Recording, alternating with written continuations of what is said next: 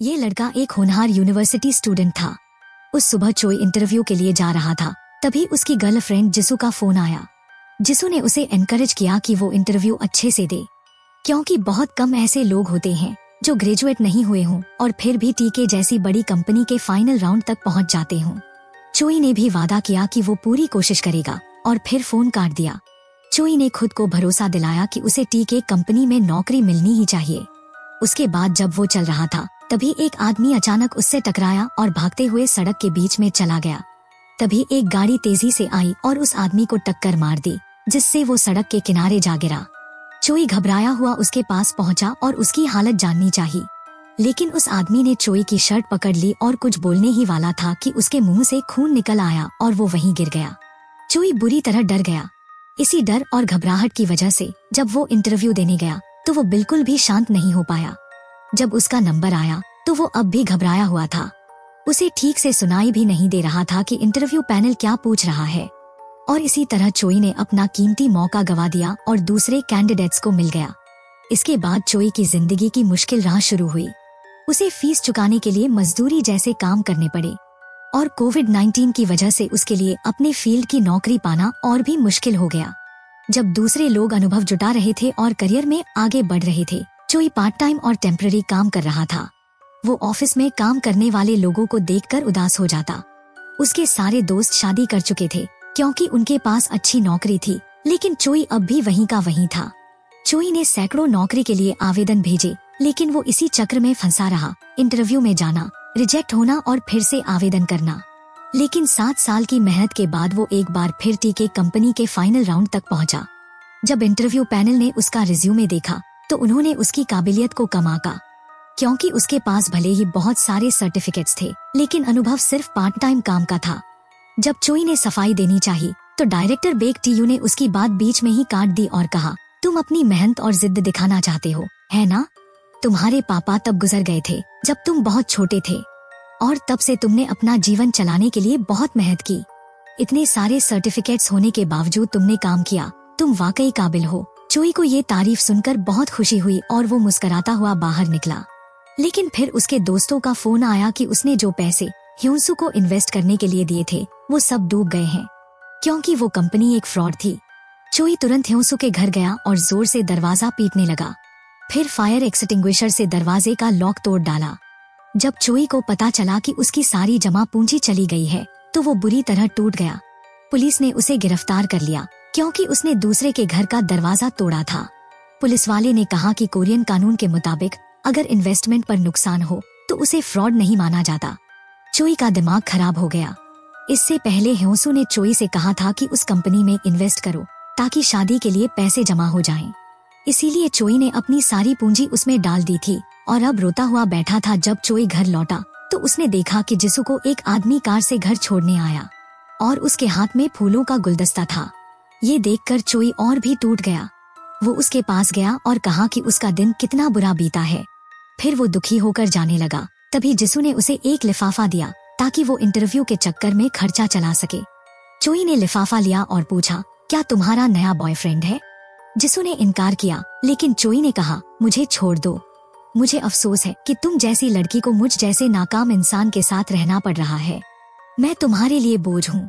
मैंने इन सालों में बैल की तरह मेहनत की, फिर भी मेरी जिंदगी आगे नहीं बढ़ी। क्या तुम्हें सच में लगता है कि हमारा कोई भविष्य है? चोई ने लिफाफा लौटाया और कहा, हमें यहीं खत्म कर देना चाहिए। अपना ख्याल रखना। फिर वो पलटकर चला गया। जब वो अपने घर पहुंचा तो देखा कि उसकी सारी चीजें किराए के मकान से बाहर फेंक दी गई थी। चोई ने गीली हो चुकी इलेक्ट्रॉनिक चीजों को अंदर लाने की कोशिश की और अगली सुबह अकेला बैठा रहा उन टूटी बिखरी चीजों के बीच जो अब कचरे में बदल चुकी थी। तभी उसे एक मैसेज आया जिसमें लिखा था कि वो टीकेजी कंपनी के इंटरव्यू में फेल हो गया है। चोई इतना निराश हो गया कि अब वो और टूट नहीं सकता था। उसने अपना इंटरव्यू वाला पेपर उठाया और जोर जोर से रोने लगा और वहीं जमीन पर बैठ गया। शाम को चोई एक बिल्डिंग की छत पर खड़ा था और एक होर्डिंग देख रहा था जिस पर उस यूनिवर्सिटी की तारीफ लिखी थी जिससे वो ग्रेजुएट हुआ था, कि वहाँ के स्टूडेंट्स को सबसे ज्यादा नौकरी मिलती है। लेकिन चोई खुद को उस गिनती में नहीं देख पा रहा था। वो धीरे धीरे छत के किनारे तक गया और सोचा कि अब वो भी उन लोगों में शामिल हो जाएगा जो अपनी जिंदगी से पूरी तरह निराश हैं। उसे फिर याद आया वो आदमी जो 7 साल पहले एक्सीडेंट में मारा गया था।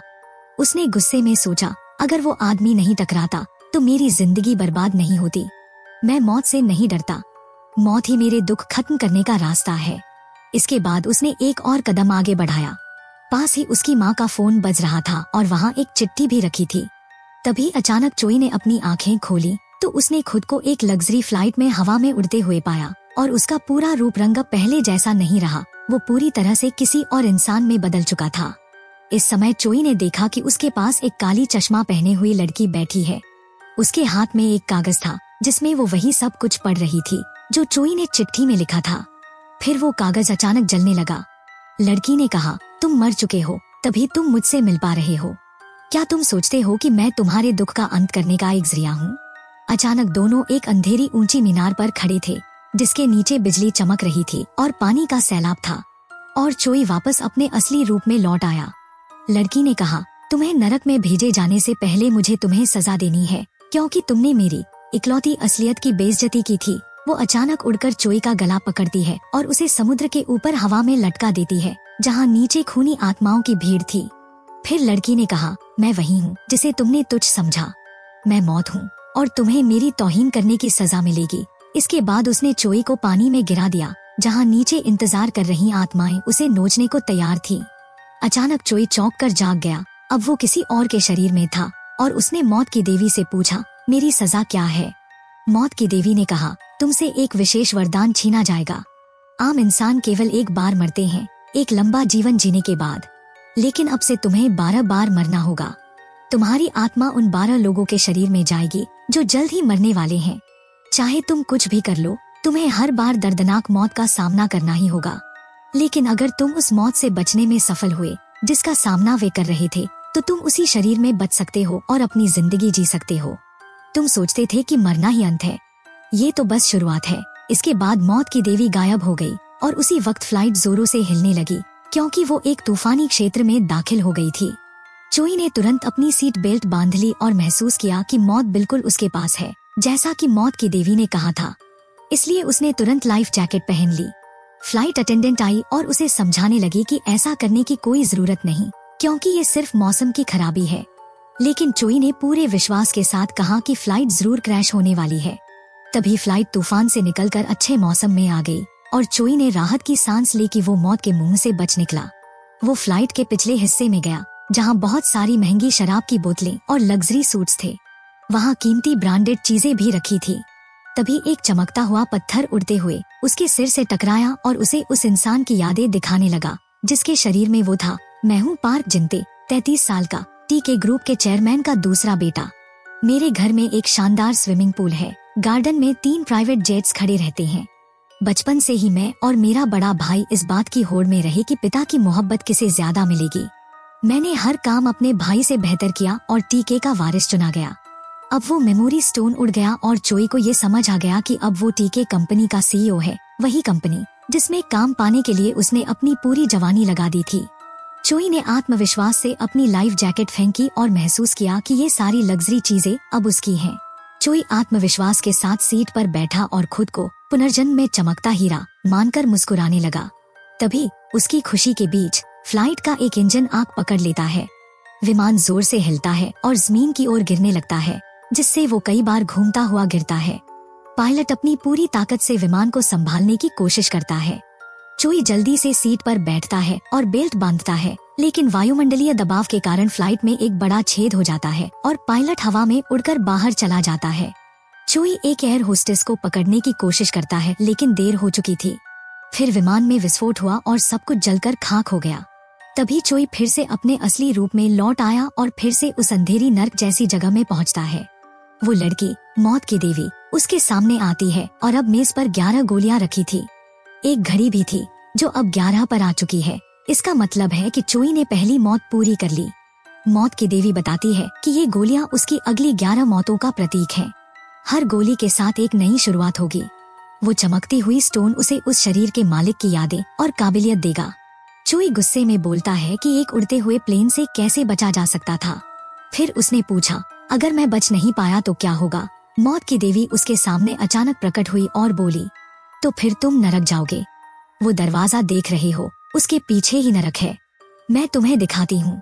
इसके बाद चोई का रूप बदल जाता है और वो मौत की देवी के साथ नरक की ओर बढ़ता है। वहाँ पहुंचकर उसे वो नरक दिखाया जाता है जहाँ उसे सजा भुगतनी है। चोई नीचे जलती हुई कढ़ाइयों को देखकर डर से कांप उठता है। फिर वो जमीन पर घुटनों के बल बैठ जाता है और रोते हुए पूछता है, मैंने ऐसा क्या पाप किया है जो मुझे यहाँ आना पड़ा? जब मैं जिंदा था हर दिन मेरे लिए किसी नरक से कम नहीं था, और अब मरने के बाद भी मुझे नरक क्यों मिल रहा है? मौत की देवी जवाब देती है, तुम मुझसे पहले मिलने आ गए, इससे बड़ा अपराध और क्या होगा? अब तुमने असली नरक देखा है, अब ये तुम्हारे हाथ में है कि तुम नरक में जाओगे या नहीं। अगर तुम दूसरे शरीर में जिंदा रहना सीख गए तो तुम नरक से बच सकते हो। ये सुनकर चोई के भीतर फिर से जीने की चाह और उम्मीद जागती है। वो ठान लेता है कि इस बार मौका नहीं गंवाएगा। लेकिन मौत की देवी कहती है, ये कोई मौका नहीं है, ये तुम्हारी सजा है, ताकि तुम जान सको कि मौत कितनी डरावनी और तकलीफदेह होती है। चलो अब शुरू करते हैं दूसरा राउंड। इसके बाद मौत की देवी ने फिर उसे गोली मार दी। चोई एक बार फिर से नीचे गिरता है। वो हवा में आसमान से गिर रहा था, फिर उसका पुनर्जन्म होता है। इस बार वो एक पैराशूट जंपर की पोशाक में है, लेकिन उसकी पीठ पर पैराशूट नहीं है। चोई हवा में कई बार घूमता है, तभी उसका एक साथी उसे पकड़कर बैलेंस करने में मदद करता है। उसी समय चमकता हुआ पत्थर भी वहाँ पहुँचता है और चोई की याददाश्त वापस लाने में मदद करता है। मैं हूँ सोंग ज़ेत्सुप, 38 साल का, बचपन से ही खतरनाक खेलों का शौकीन। मैंने अब तक 4 वर्ल्ड गिनीज रिकॉर्ड बनाए हैं इन खतरनाक खेलों में हिस्सा लेकर। आज मैं 8000 मीटर की ऊंचाई से बिना पैराशूट के कूदने जा रहा हूँ, सीधा एक जाली पर गिरने के लिए। ये सब कुछ नेशनल टीवी पर लाइव दिखाया जा रहा है और मेरे सोशल मीडिया अकाउंट से पूरी दुनिया में प्रसारित हो रहा है। अगर मैं सफल रहा तो मुझे स्पॉन्सर से 3 बिलियन वॉन मिलेंगे। चोई अब बहुत उत्साहित था, क्योंकि अगर वो इस चैलेंज को पूरा कर लेता तो उसे 3 बिलियन वॉन मिलने वाले थे। इसलिए उसने अपने साथी को छोड़ दिया और खुद से बैलेंस बनाने की कोशिश करने लगा। अब टीवी चैनल की व्यूअरशिप भी एक नया रिकॉर्ड बना रही थी। सभी टीवी कर्मचारियों की उत्सुकता के बीच चोई ने अपनी लैंडिंग पोजीशन तय की और नीचे की ओर सीधा कूद गया।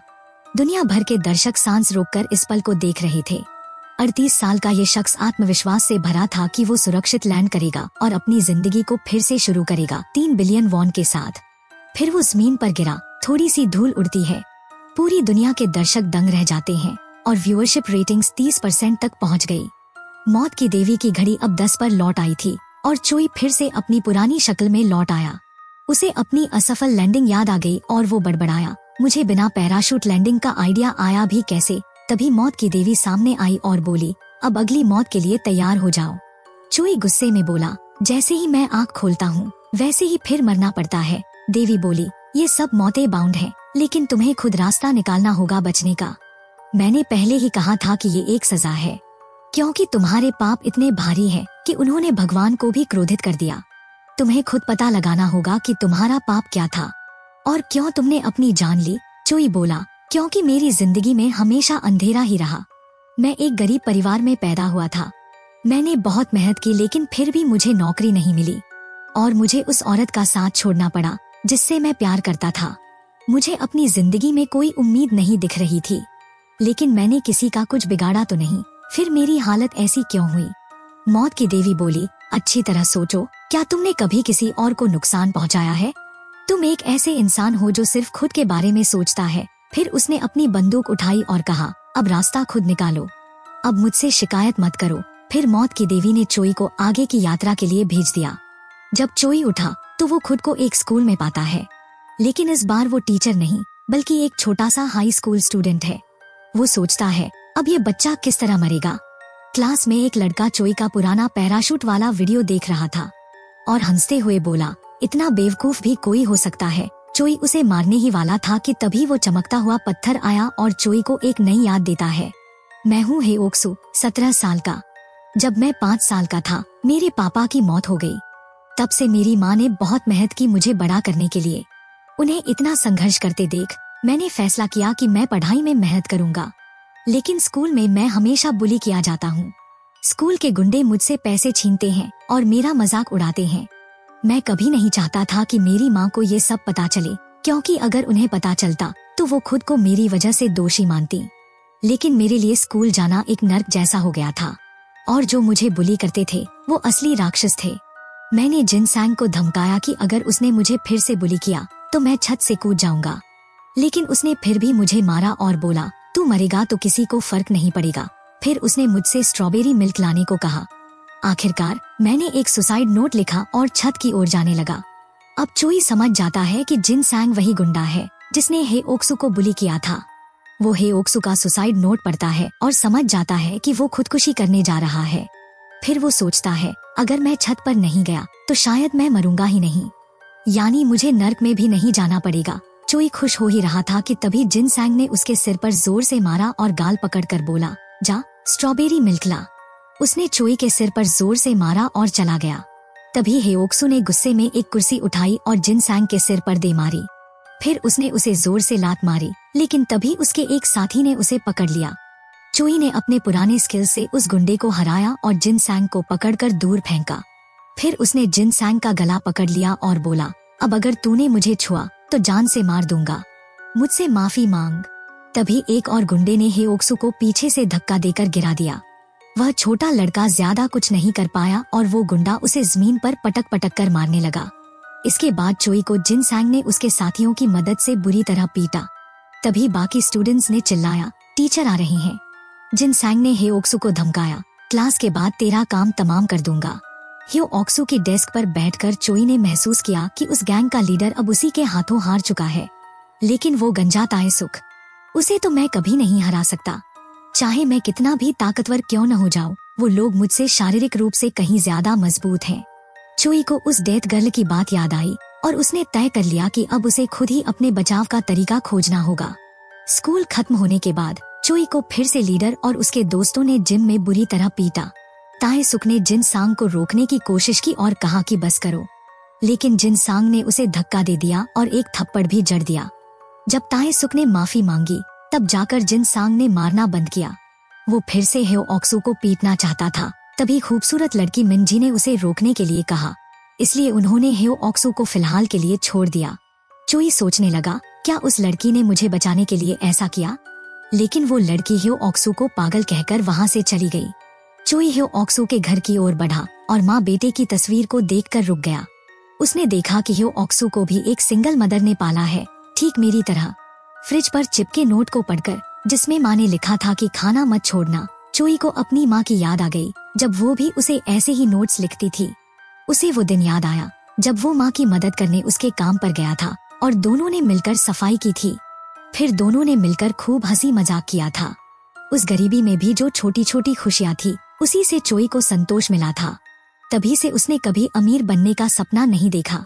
उसका सिर्फ एक सपना था, एक नौकरी, शादी और एक साधारण खुशहाल परिवार। लेकिन अब लगता है कि वो सपना भी उसके लिए बहुत दूर हो गया है। उसी रात हे ओक्सू की माँ ने उसे उसका पसंदीदा फ्राइड मीट परोसा। चोई ने बहुत स्नेह से उनसे बात की। जब उन्होंने उसे एक टुकड़ा मीट उठाकर दिया तो उसे अपनी माँ की आवाज सुनाई दी, सब कुछ ठीक हो जाएगा बेटा। ये सुनते ही चोई फूट फूट कर रो पड़ा। हे ओक्सू की माँ हैरान रह गई, लेकिन फिर चोई ने खाना जारी रखा ताकि माँ को तसल्ली मिल सके। रात को जब वो सोने जा रहा था तो उसने अपनी असली माँ को कॉल करने की सोची, लेकिन तभी उसे जिन सांग का मैसेज आया, कल तक 50,000 वोन लेकर आना। फिर उसने हे ओक्सू द्वारा लिखा नोट पढ़ा जिसमें लिखा था कि उसे अपनी माँ से झूठ बोलकर पैसे मांगने में बहुत बुरा लग रहा है और ये पैसे जिन सांग को देने थे। उसे खुद से नफरत होने लगी थी और वो मर जाना चाहता था। चोई को याद आया कि शायद ताएसुक भी जिन सांग के अत्याचारों को सह रहा है। उसने आईने में देखा और हे ओक्सू के शरीर से कहा, मैं जरूर उस शख्स को सबक सिखाऊंगा जिसने तुम्हें इस हाल तक पहुंचाया। अगले दिन क्लास के दौरान ताएसुक ने टीचर से वॉशरूम जाने की इजाजत ली। बाहर निकलते ही उसे हे ओक्सू मिल गया। चोई ने उसे भड़काना शुरू किया, तुम तो जिन सांग से भी ज्यादा ताकतवर लगते हो, फिर वो तुम्हारा लीडर क्यों है? क्या तुम उससे डरते हो? ताएसुक ने उसका कॉलर पकड़ लिया और बोला, किसने कहा मैं उससे डरता हूँ? क्या तुम्हें लगता है कि मुझे अच्छा लगता है उस इंसान के नीचे रहना जो खुद मुझसे हार चुका है? वो कुछ और कहने ही वाला था कि तभी जिन सांग वहाँ आ गया। ताएसुक बोला, मैं तो बस इसे सिखा रहा था कि अपनी ताकत का वहम न करे। जिन सांग ने ताएसुक को देखा और कल की मार की जगह को दबाया, फिर एक और थप्पड़ मारा। फिर उसने धमकी दी कि वो हे ओक्सू को दोबारा पीटेगा। बाद में ताएसुक ने अपनी अधूरी बात पूरी की मैं जिन सांग को एक हाथ से हरा सकता हूँ, लेकिन हर बार जब मैं उसे मारने की सोचता हूँ, कोई न कोई उसे बचाने आ जाता है। उसका साथी है 3 साल का सीनियर सोंग ह्यो अप। वो इस इलाके का सबसे ताकतवर लड़का है। जिन सांग और वो दोनों साथ में ताइक्वांडो सीखते थे। सोंग ह्यो अप की गैंग में शामिल होने के कारण ही जिन सांग लीडर बना हुआ है, जबकि असल में वो किसी काम का नहीं है। ये सुनकर चोई ने फैसला किया कि अब उसे जिन सांग को हराने के लिए एक चतुर योजना बनानी होगी। फिर जब चोई नूडल्स खा रहा था, जिन सांग ने उसका सिर उसके बाउल में घुसा दिया, लेकिन चोई खड़ा हुआ, जिन सांग को रोका और पूरा बाउल उसके सिर पर पलट दिया। फिर मुस्कुराता हुआ बाहर चला गया।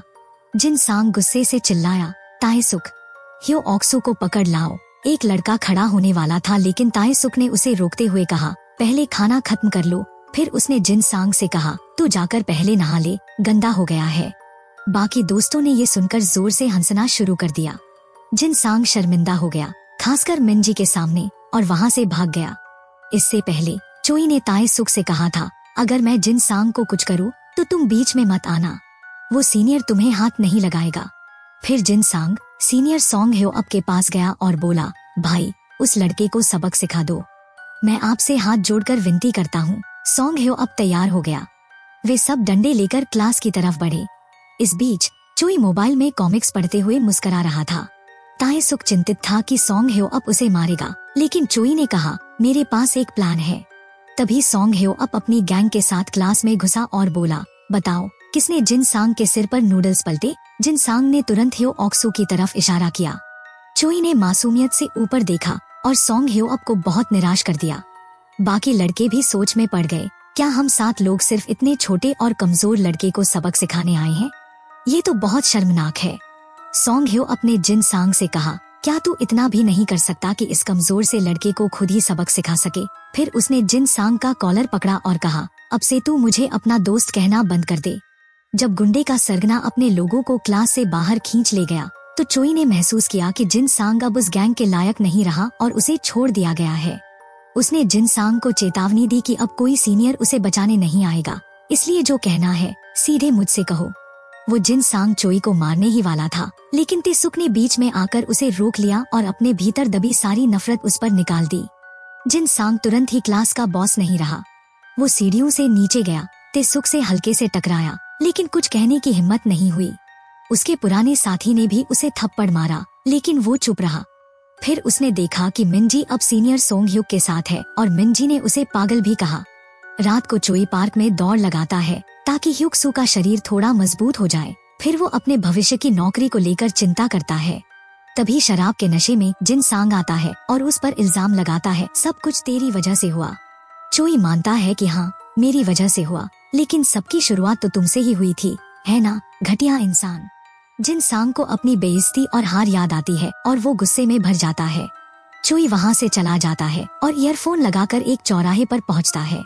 तभी एक बड़ा ट्रक उसकी ओर तेजी से आता है, लेकिन ड्राइवर समय रहते ब्रेक लगा देता है और चिल्लाता है, मरने का शौक है क्या? जैसे ही ट्रक आगे बढ़ता है, जिन सांग एक ईंट चोई के सिर पर मारी, जिससे वो गिर गया। फिर वो पागलों की तरह उस पर अपनी सारी नफरत निकालने लगा। चोई अंधेरे में जागता है, अपनी असली शक्ल में वापस, और घड़ी की सुई फिर से 9 पर आ जाती है। तभी मौत की देवी फिर से सामने आती है।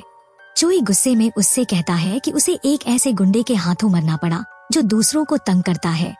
मैंने ह्युक्सू को आत्महत्या करने से रोका, क्या तुमने जानबूझकर इंटरफेरेंस किया ताकि मैं फिर मर जाऊं? वैसे भी मुझे नर्क जाना ही था, तो ये सब दिखावा क्यों? मौत की देवी गुस्से में उड़कर आती है और चोई को जोर से दूर फेंक देती है।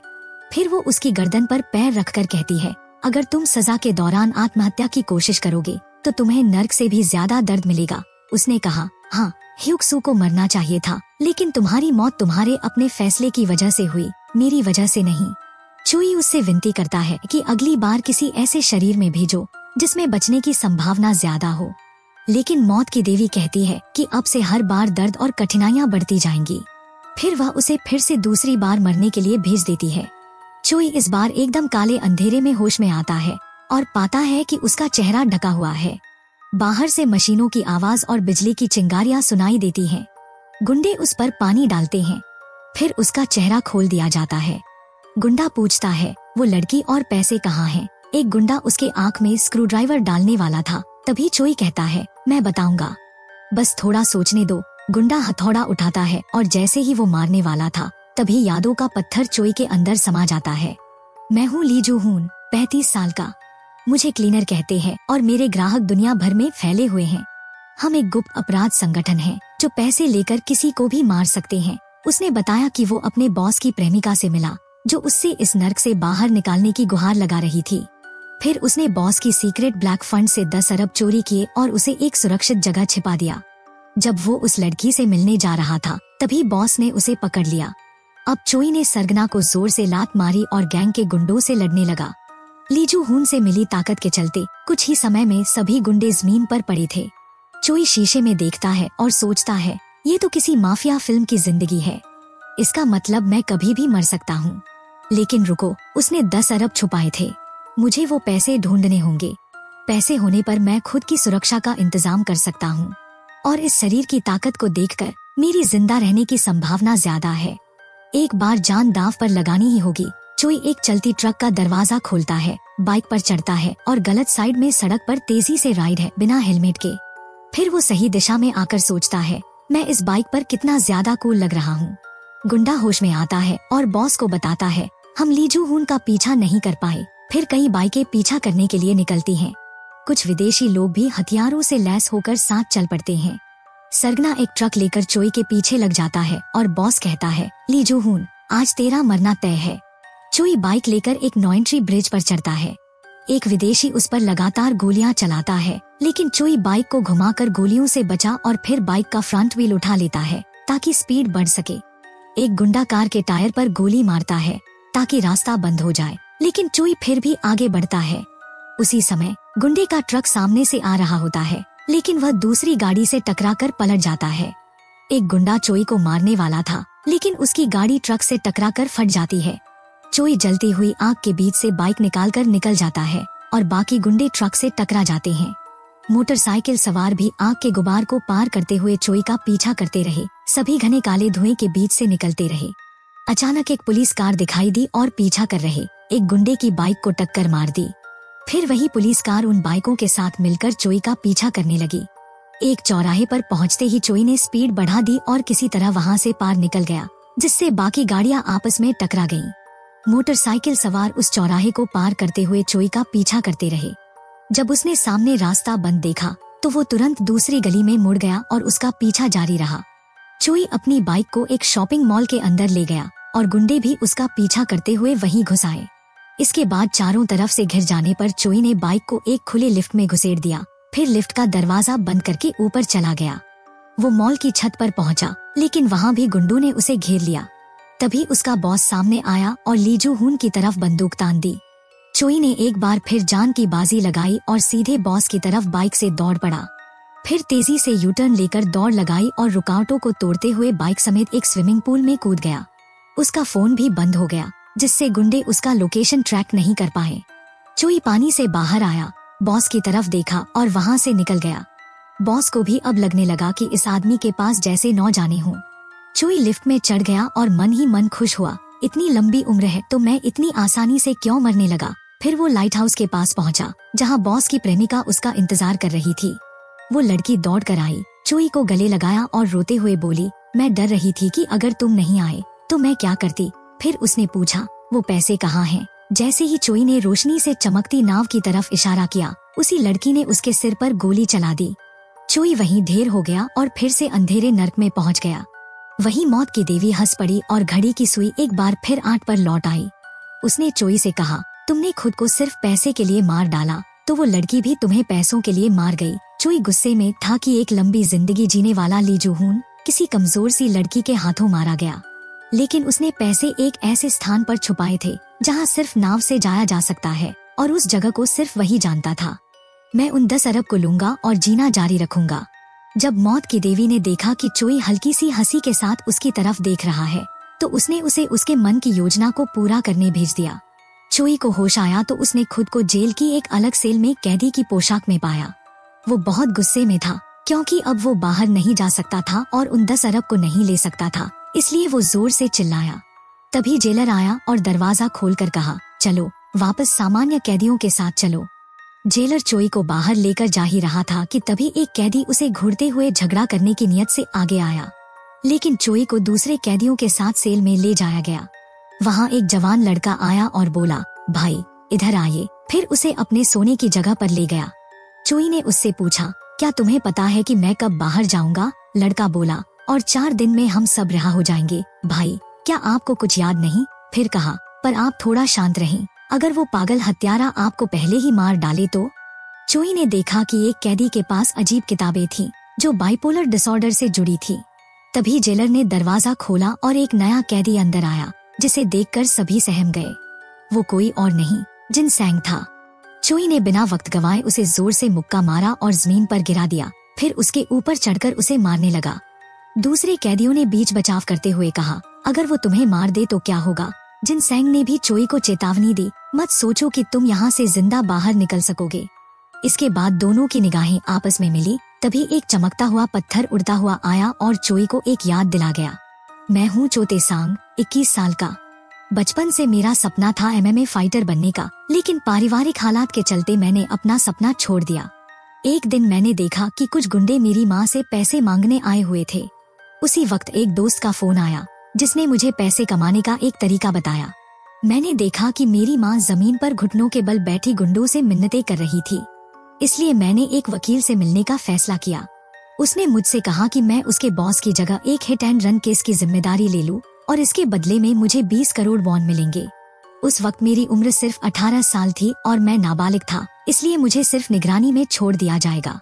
इसके बाद मैं एक अकड़ू अंदाज में पुलिस स्टेशन गया और पुलिस अफसर से कहा कि मैं आत्मसमर्पण करने आया हूँ। मैंने कहा कि मैंने एक चोरी की गई कार से किसी को टक्कर मार दी और फिर वहाँ से भाग गया, लेकिन मैं अब भी नाबालिग हूँ। इसके बाद मुझे गिरफ्तार कर लिया गया और अदालत में पेश किया गया।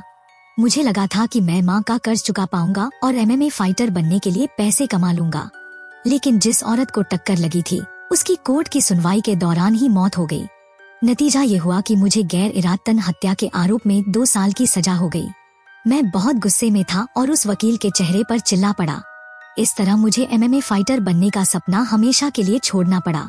मैंने अपने गुस्से का इजहार किया कि मुझे 2 साल की जेल और एक आपराधिक रिकॉर्ड मिल गया, लेकिन वकील ने जिम्मेदारी लेने से इनकार कर दिया।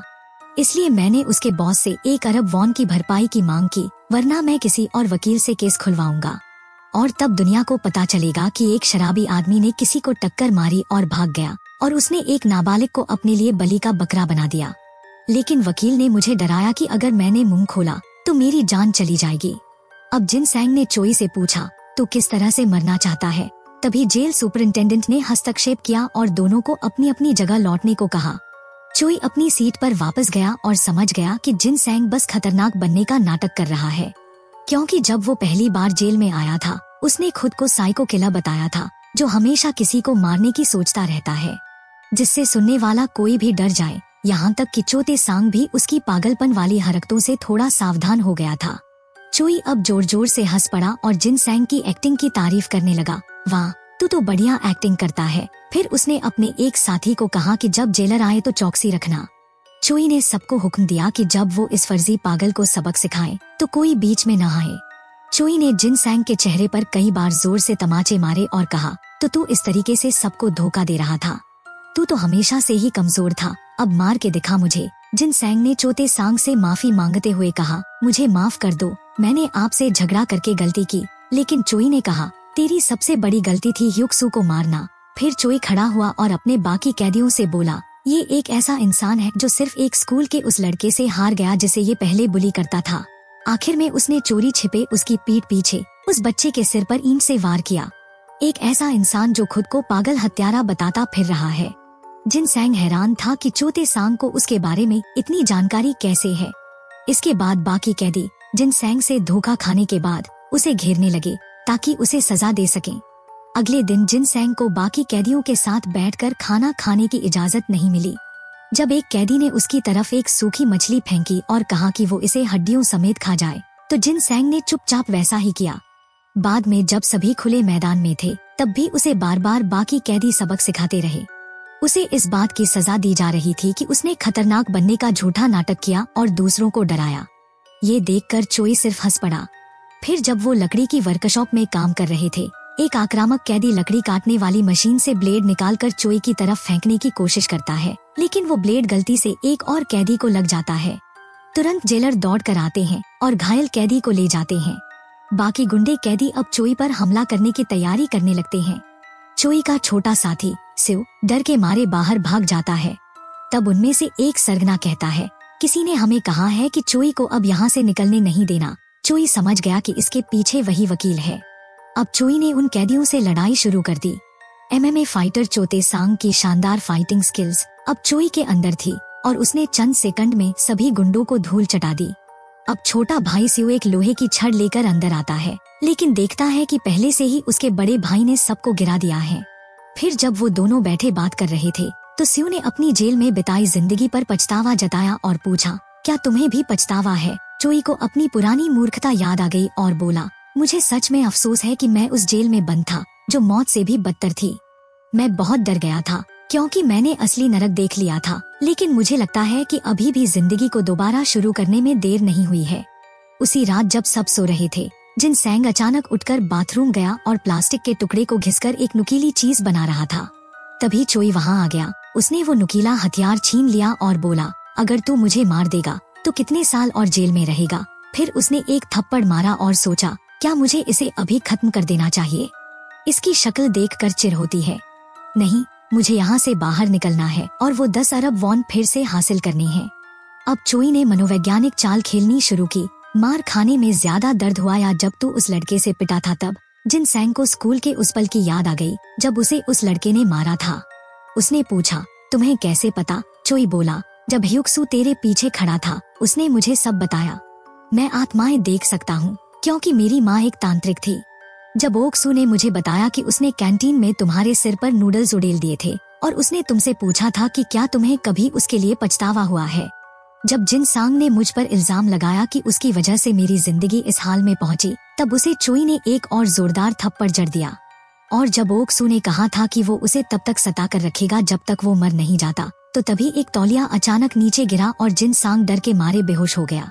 इतना ही नहीं, उसके पैंट में पेशाब भी निकल गया। अगले दिन जब चोई जेल से बाहर निकलने की तैयारी कर रहा था, उसने देखा कि जिन सांग अब भी सदमे में है।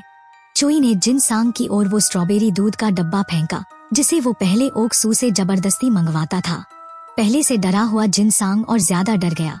चोई को लगा कि इसे मारने से अच्छा यही तरीका है इसे सबक सिखाने का। फिर चोई, उसका छोटा भाई सिन्यू और कई दूसरे कैदी रिहा हो गए और उनके परिवार उन्हें लेने आए।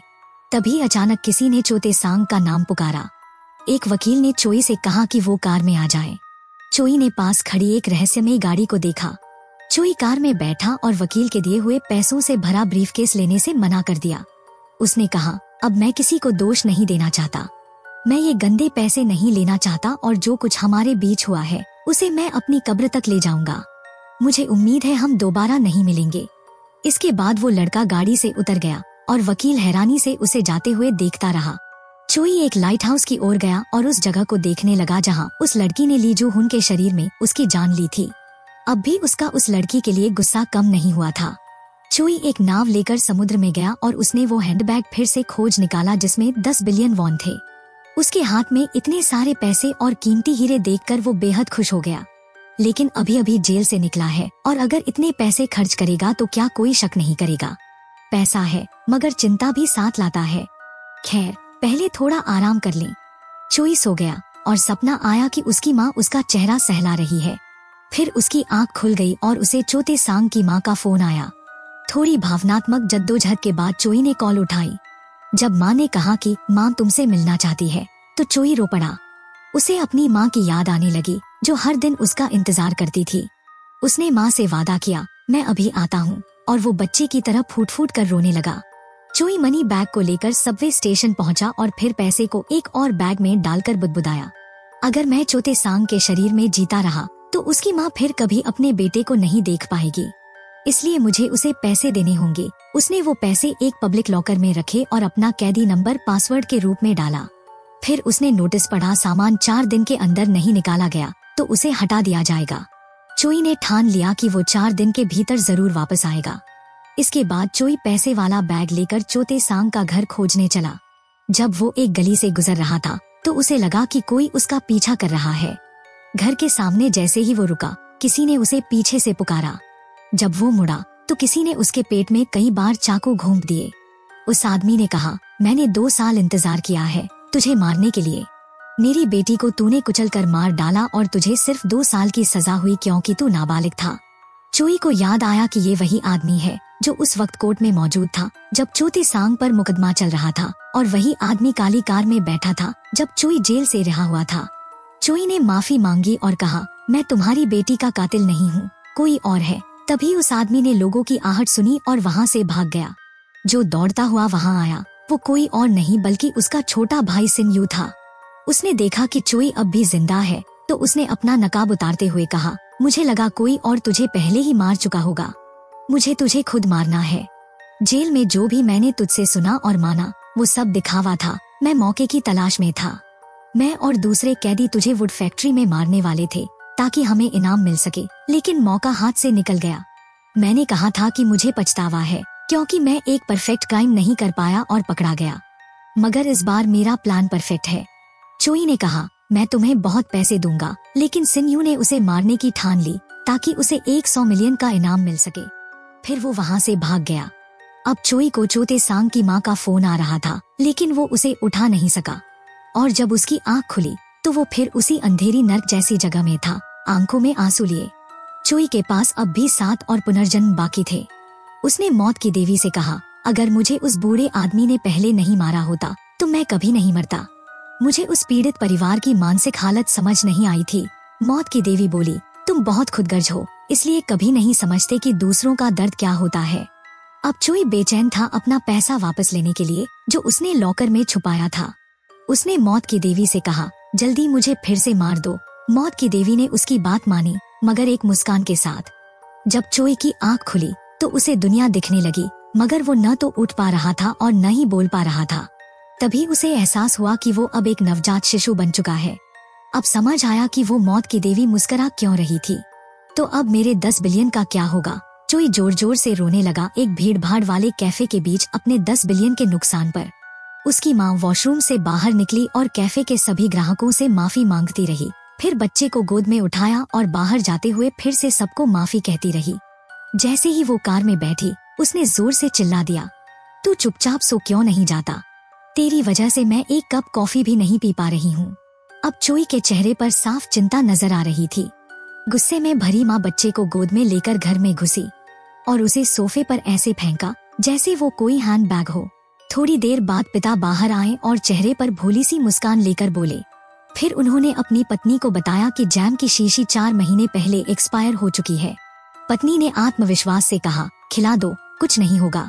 फिर पिता ने वही जैम अपने छोटे बच्चे को खिला दिया और डराते हुए कहा, अगर नहीं खाया तो मार पड़ेगी। उधर माँ ने एक सिगरेट सुलगाई और मजे से कश लेने लगी। तभी अचानक दरवाजे की घंटी बजी, पुलिस आ गई थी। पिता ने झटपट चोई का मुंह पोंछा और माँ ने कमरे से सिगरेट की बदबू हटाने की कोशिश की। पुलिस वाला बोला, मैं एक चाइल्ड प्रोटेक्शन एक्सपर्ट के साथ आया हूँ। बच्चों के अस्पताल ने रिपोर्ट किया है कि इस बच्चे के शरीर पर हिंसा के निशान हैं। एक महिला एक्सपर्ट घर में दाखिल हुई और उसने चोई के शरीर की जांच की। पति ने तुरंत अपना विजिटिंग कार्ड निकाला और बताया कि वो चाइल्ड वेलफेयर इंस्टीट्यूट का डिपार्टमेंट हेड है। पुलिस वाले ने देखा कि दीवार पर खुशहाल परिवार की कई तस्वीरें लगी हैं। इसके बाद दोनों ने माफी मांगी कि शायद कोई गलतफहमी हो गई है। चोई ने जोर से चिल्लाकर मदद की गुहार लगाई, लेकिन दोनों मसीहा घर से चले गए। जैसे ही मेहमान विदा हुए, माँ झल्लाकर चोई के पास आई और बोली, मैंने ऐसा क्या कर दिया जो पुलिस हमारे घर तक आ गई? फिर उसने चोई को जमीन पर पटक दिया और कहा, मेरी जिंदगी में सब कुछ तब से खराब हुआ जब तू आया। इसके बाद उसने तकिया उठाया और चोई को एक बार फिर अंधेरे नर्क की ओर धकेल दिया, एक और पुनर्जन्म के लिए जिसमें अब 6 जीवन बाकी थे। चोई ने मौत की देवी से पूछा, इस बार कोई यादों वाला पत्थर क्यों नहीं मिला? मैं तो उस बच्चे का नाम तक नहीं जानता। क्या इस दुनिया में ऐसे माँ बाप भी होते हैं? मौत की देवी बोली, तुमने जीवन को कभी गंभीरता से नहीं लिया और आसानी से मौत को चुन लिया, लेकिन उस बच्चे को तो कोई विकल्प ही नहीं मिला। चोई ने कहा, तो चलो अगला जन्म जल्दी शुरू करें। मौत की देवी बोली, अक्सर लोग मरने के बाद ही जीवन की असली इच्छा महसूस करते हैं जो वो जीते जी नहीं कर पाए। तुम्हारे अभी के व्यवहार को देखकर लग रहा है कि चाहे जितनी कोशिश कर लो तुम फिर मर ही जाओगे। लेकिन अगर तुमने किसी को मारने की कोशिश की तो मैं हस्तक्षेप करूंगी। चोई बोला, मैं ऐसा इंसान नहीं हूँ जो किसी को मारे, तुम निश्चिंत रहो। इसके बाद मौत की देवी ने चोई को अगले जीवन के लिए विदा किया। चोई ने आंखें खोली और शहर की सड़कों को देखा। उसने अपना मोबाइल निकाला और तारीख देखी। सिर्फ 15 मिनट बाकी थे जब उसकी जमा पूंजी जब्त हो जाती। सौभाग्य से वह मेट्रो स्टेशन के सामने ही खड़ा था, इसलिए वह तेजी से स्टेशन के अंदर भागा। वह ठीक उसी वक्त लॉकर रूम पहुंचा जब कर्मचारी उसका लॉकर खाली करने ही वाले थे। उसने लॉक खोला और अपने पैसे वाला बैग वापस ले लिया। आईने में खुद को देखा और सोचा, नई शक्ल तो काफी हैंडसम है। फिर उसने खुद को एक विज्ञापन बोर्ड पर देखा। अब वो जान गया कि वह एक मॉडल बन चुका है। इसी वक्त उसकी यादों का पत्थर हवा में आया और चोई ने खुशी से उसका स्वागत किया। मैं हूँ जियांग जियोनवू, 24 साल का। बचपन से ही मेरे लुक्स के कारण लड़कियां मेरी दीवानी रही हैं। मैंने अपनी शक्ल के बल पर खूब पैसे कमाए, लेकिन मेरी जिंदगी में कोई ठोस लक्ष्य नहीं था। चोई जब अपने नए शरीर जियोनवू के घर पहुंचा तो देखा कि घर बेहद आलीशान है और वहाँ महंगी घड़ियों का एक पूरा कलेक्शन रखा है। उसने अखबार उठाया तो पढ़ा कि एक दंपति को 5 महीने के बच्चे पर अत्याचार करने के लिए गिरफ्तार किया गया है। ये वही लोग थे जो अभी अभी उसके पिछले जन्म में थे। वो सोचता है, काश मैं अदालत में गवाही देने जा पाता ताकि इन दोनों को सजा हो जाती। फिर उसने अखबार में एक सीरियल किलर की खबर पढ़ी जिसका अब तक कोई सुराग नहीं मिला था। अब चोई सोचता है कि इस शरीर की मौत कैसे होगी। उसी वक्त जियोनवू के दोस्तों का फोन आया, एक वीआईपी पार्टी है, तू भी चल। पूरी कोरियन इंडस्ट्री की हसीनाएं वहाँ होंगी। चोई सोचता है, मरने की चिंता करने से बेहतर है अभी की जिंदगी का मजा ले लूं। वो एक बार में पार्टी अटेंड करने गया। एक दोस्त ने उसे समझाया, आज की पार्टी के होस्ट से अच्छा इम्प्रेशन बना तो तू टीके कंपनी का ब्रांड एम्बेसडर बन सकता है। थोड़ी देर बाद टीके कंपनी के डायरेक्टर पार्क तेवो पार्टी में आए और सभी मेहमानों से हाथ मिलाने लगे। फिर दोस्त ने चोई का परिचय डायरेक्टर से करवाया, मगर चोई नशे में था, इसलिए ठीक से बात नहीं कर पाया और डायरेक्टर ने उसे अनदेखा कर दिया। इसके बाद चोई पार्टी में खुलकर शामिल हुआ और माहौल को रंगीन बना दिया। अगली सुबह जियोनवू का बड़ा भाई उसे जगाने आया और बोला, तूने वादा किया था कि जब मैं एक हफ्ते के लिए अमेरिका जाऊंगा तो कैफे की देखभाल तू करेगा। अब उठ और नहा ले। चोई थका मांदा उठकर कैफे पहुंचा और सोचने लगा, कल से भाई अमेरिका चला जाएगा तो मुझे यहाँ आने की जरूरत नहीं पड़ेगी। तभी उसने देखा एक महिला ग्राहक कैफे में दाखिल हुई। वो कोई और नहीं, उसकी पुरानी प्रेमिका जीसू थी। चोई अब लगातार उसकी ओर देखता रहा। जीसू को भी एहसास हुआ कि कैफे का एक स्टाफ मेंबर उसे लगातार घूर रहा है। जब जीसू कॉफी लेने आई तो चोई सोचता है कि खुद को सामान्य दिखाना चाहिए, लेकिन फिर भी वो काफी घबरा गया। जब उसका हाथ जीसू के हाथ से छू गया तो चोई कांप उठा। फिर मुस्कुराकर अपने दिल की हलचल छिपाने की कोशिश की। भाई ने पूछा, क्या तू उसे पसंद करता है, और बताया वो अक्सर इसी समय आती है और बंद होने तक यहाँ बैठती है। शायद वो कोई राइटर या नॉवेलिस्ट है। चोई ने इंटरनेट पर खोजा तो पाया कि जीसू ने एक बार टू अ फ्यूचर फ्रेंड नामक नॉवेल से राइटर कंपटीशन जीत ली थी। जब रिपोर्टर ने पूछा कि अवार्ड मिलने पर तुमने सबसे पहले किसके बारे में सोचा तो जीसू ने जवाब दिया, मेरे इस सपने का साथ देने वाला इकलौता इंसान मेरा बॉयफ्रेंड ही था, इसलिए सबसे पहले मैं उसी के बारे में सोच रही थी। हाल ही में वो कई मुश्किलों से गुजरा है, इसलिए मैंने अभी तक उसे ये खुशखबरी नहीं बताई। तभी चोई को याद आया कि जिसू ने जो लिफाफा उसे दिया था वो दरअसल उसी पुरस्कार की इनामी राशि थी। वो तुरंत पछतावे भरी निगाहों से जिसू की तरफ देखने लगा और फिर तेजी से बाहर की ओर दौड़ गया। चोई एक लाइब्रेरी पहुंचा और जिसू की टू अ फ्यूचर फ्रेंड के नाम की किताब उठा ली। उसने जब वो नॉवेल पढ़ा तो समझ आया कि जिसू ने उस किताब में उनके साथ बिताए गए निजी पलों और अनुभवों को शामिल किया है। उसे याद आया जब वो उसी कंपनी में इंटरव्यू देने गया था जहां जिसू काम करती थी, तो उसने देखा कि जिसू के चारों ओर कई लड़के मंडरा रहे थे, उसे घुमाने के लिए बुला रहे थे, लेकिन जिसू ने सबको मना कर दिया था। उसी रात जब दोनों चेरी ब्लॉसम के खूबसूरत पेड़ों के नीचे साथ टहल रहे थे, तब चोई ने उससे कहा था, मैं यकीन से कह सकता हूँ कि एक दिन मैं उन सभी लड़कों से ज्यादा कामयाब बनूंगा जो तुम्हारे इर्द गिर्द मंडराते हैं, और इस दुनिया में कोई और नहीं जो तुमसे उतना प्यार और इज्जत करता हो जितना मैं करता हूँ। मैं सारी जिंदगी तुम्हारे साथ रहूंगा और तुम्हें कभी नहीं छोड़ूंगा। इसके बाद दोनों एक दूसरे को गले लगाते हैं और जिंदगी भर एक दूसरे से प्यार करने की कसम खाते हैं। जिसू ने अपनी किताब में लिखा था, एक आदमी ने मुझसे वादा किया था कि वो मुझसे जिंदगी भर प्यार करेगा और मेरे साथ रहेगा, इसलिए मैंने उस पर भरोसा कर लिया। जब चोई ये पढ़ रहा था तो अपने आंसुओं को रोक नहीं सका। जिसू बाहर निकलते हुए याद करती है कि पहले वो इसी जगह खड़ी होकर फाउंटेन पेन को निहार रही थी, क्योंकि जिसू मानती थी कि जो भी एक राइटर बनता है उसके पास एक खास फाउंटेन पेन जरूर होता है। उस वक्त चोई ने उससे वादा किया था कि जब तुम राइटर बन जाओगी तो मैं तुम्हें वो पेन गिफ्ट करूंगा। उसने चोरी छिपे जाकर वो फाउंटेन पेन खरीदा था जो जिसू को सबसे ज्यादा पसंद था और दुकानदार से उस पर राइटर ली जिसू खुदवाया था, मगर वो पेन कभी जिसू को दे नहीं पाया। अब जिसू की भतीजी और उसके बड़े भाई भाभी कैफे में आकर उसे घर बुलाते हैं ताकि सब मिलकर साथ में लंच कर सकें। तभी जिसू को याद आता है कि उस रात जो आदमी उसे घर छोड़ने आया था वो कोई और नहीं बल्कि उसका अपना भाई था। मैंने उस पर शक किया, शायद इसलिए कि मुझे खुद पर भरोसा नहीं था। इसके बाद चोई ने ठान लिया कि अब वो हर रोज इस कैफे में रहेगा ताकि वो जिसू से रोज मिल सके। अगले दिन जब जिसू कैफे आई तो वो पहले ही अंदाजा लगा चुका था कि जिसू गर्म नींबू वाली चाय ऑर्डर करने वाली है। उसने एक कप गर्म नींबू वाली चाय और एक केक लाकर कहा कि यह उसकी तरफ से है, क्योंकि मैं आपका बहुत बड़ा फैन हूँ। मुझे आपकी टू अ फ्यूचर फ्रेंड वाली नॉवेल बहुत पसंद आई। सच कहूँ तो मेरे पास भी एक विचार है जिसे मैं नॉवेल बनाना चाहता हूँ। जिसू ने उसे बैठने का न्योता दिया ताकि वो उसकी कहानी सुन सके।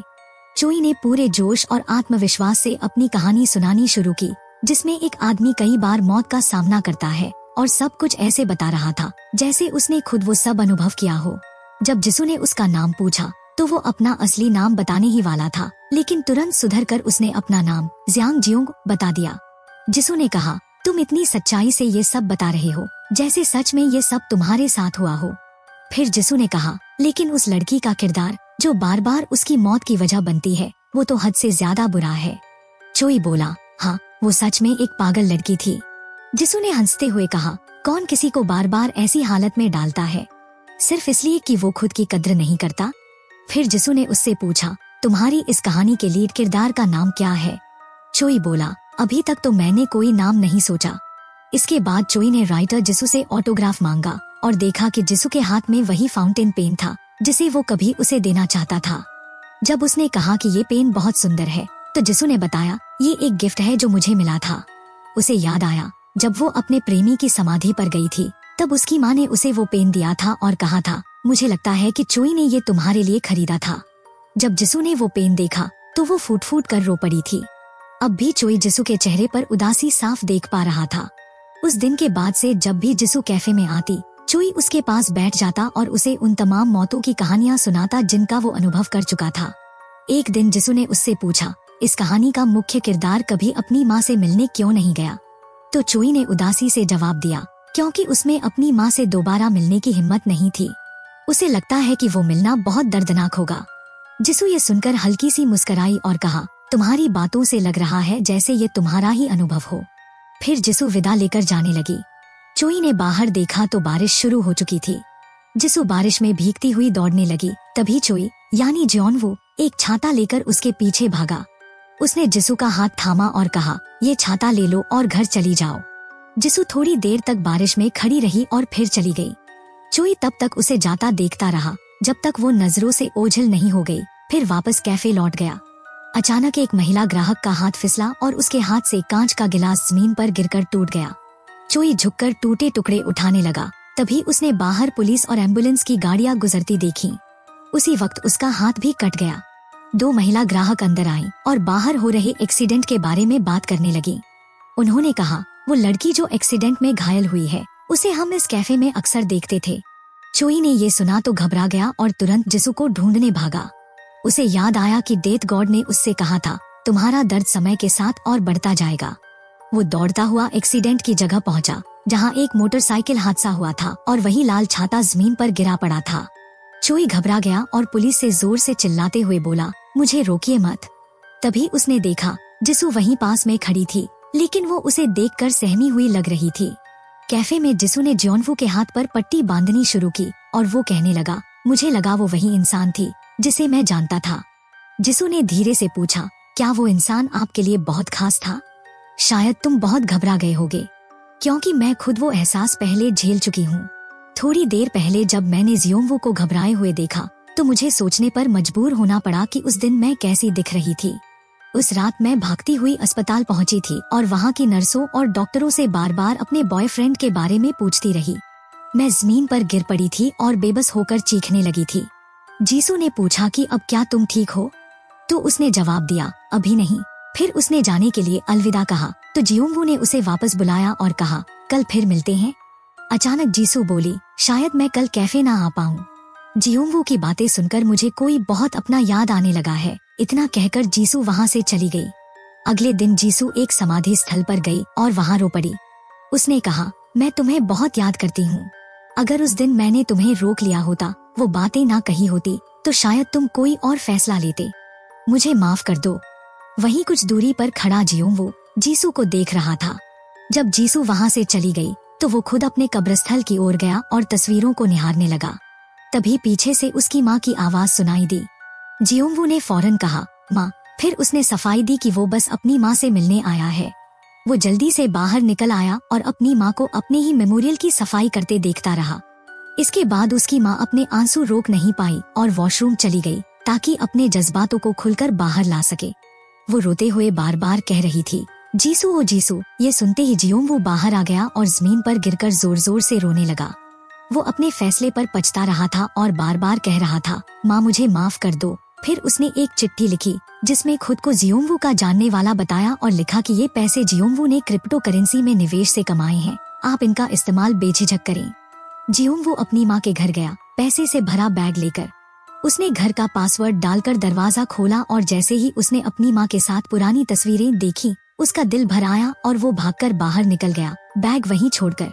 तभी एक कौआ बोर्ड पर आ बैठा जिससे बोर्ड का स्क्रू निकल गया और वो नीचे गिरकर जियोंगवू के सिर पर लगा। लेकिन ये सब सिर्फ एक बुरा सपना था। अगले दिन जीसू फिर कैफे पहुंची ताकि जियोंगवू की कहानी और सुन सके। इसके बाद दोनों साथ में बाहर निकले। दोनों साथ चल रहे थे मगर एक दूसरे से कुछ कह नहीं रहे थे। जियोंगवू को अपने पुराने पल याद आए जब वो जीसू का हाथ पकड़कर चल रहा था और अब उसे अपने उस बेवकूफी भरे फैसले का बहुत अफसोस हो रहा था। फिर उसने कहा, मैं उम्मीद करता हूँ कि जियोंगवू की कहानी का अंत अच्छा हो, क्योंकि मुझे उस किरदार पर अफसोस होता है। वो बहुत संघर्ष भरी जिंदगी जीता है और कोई सहारा नहीं होता। उसे हर बार अपनी अगली मौत की चिंता सताती रहती है। डर के साए में जीना, असल में जीना कहाँ होता है। इसके बाद जीसू जाने लगी तो जियोंगवू ने उसे फिर रोका और कहा, मुझे तुमसे जरूरी बात करनी है। हो सकता है ये मेरी आखिरी मुलाकात हो। मेरी एक गर्लफ्रेंड थी जिनसे मेरा रिश्ता 7 साल चला। मैंने कभी उन्हें अपनी अच्छी छवि नहीं दिखाई। मैं एक रेस्टोरेंट में वेटर की नौकरी करता था। एक दिन मैंने उसे अपने ऑफिस के साथियों के साथ वहां आते देखा। जब बॉस बार बार उसे अपने मेल कलीग्स से मिलाने की कोशिश कर रहा था, तब भी मेरी गर्लफ्रेंड साफ साफ कहती रही, आई हैव अ बॉयफ्रेंड। जब उसने मुझे वेटर की यूनिफॉर्म में देखा तो वो पूरे आत्मविश्वास के साथ मेरे पास आई, मेरा हाथ पकड़ा और अपने साथियों से कहा, ये है मेरा बॉयफ्रेंड। क्या आपको नहीं लगता कि ये बहुत हैंडसम है और मेहनती भी है? इसके साथ रहते हुए मुझे कभी डर नहीं लगता। उसने सबके सामने गर्व से कहा कि मैं वो आदमी हूँ जिससे वो प्यार करती है, चाहे मेरी हैसियत कुछ भी हो। वो बहुत दयालु थी और हर दुख भरी कहानी पर रो पड़ती थी। उसे कड़वे कॉफी से ज्यादा लेमन ग्रास टी पसंद था। मैं कितना मूर्ख था। ये सोचता रहा कि वो अब भी ठीक होगी। मैं उससे माफी मांगना चाहता हूँ क्योंकि मैंने उसे गलत समझा। मैं चाहता हूँ कि वो अब मुझ जैसे इंसान की वजह से और दुखी ना हो और वो हमेशा मेरे दिल की एकमात्र लड़की रहेगी। जीसू की आंखों से आंसू बहने लगे और उसे ऐसा महसूस हुआ जैसे उसका प्रेमी चोई उसके सामने खड़ा हो। वो लड़का आगे बोला, मैं उस इंसान की अहमियत नहीं समझ पाया जो मुश्किल में मेरा हाथ पकड़कर मेरे साथ रोया था। अब माफी मांगने का वक्त बहुत देर से आया है क्योंकि मैं अब मर चुका हूँ। जो पागल सी कहानी मैंने तुम्हें सुनाई वो मेरी असली जिंदगी की कहानी थी।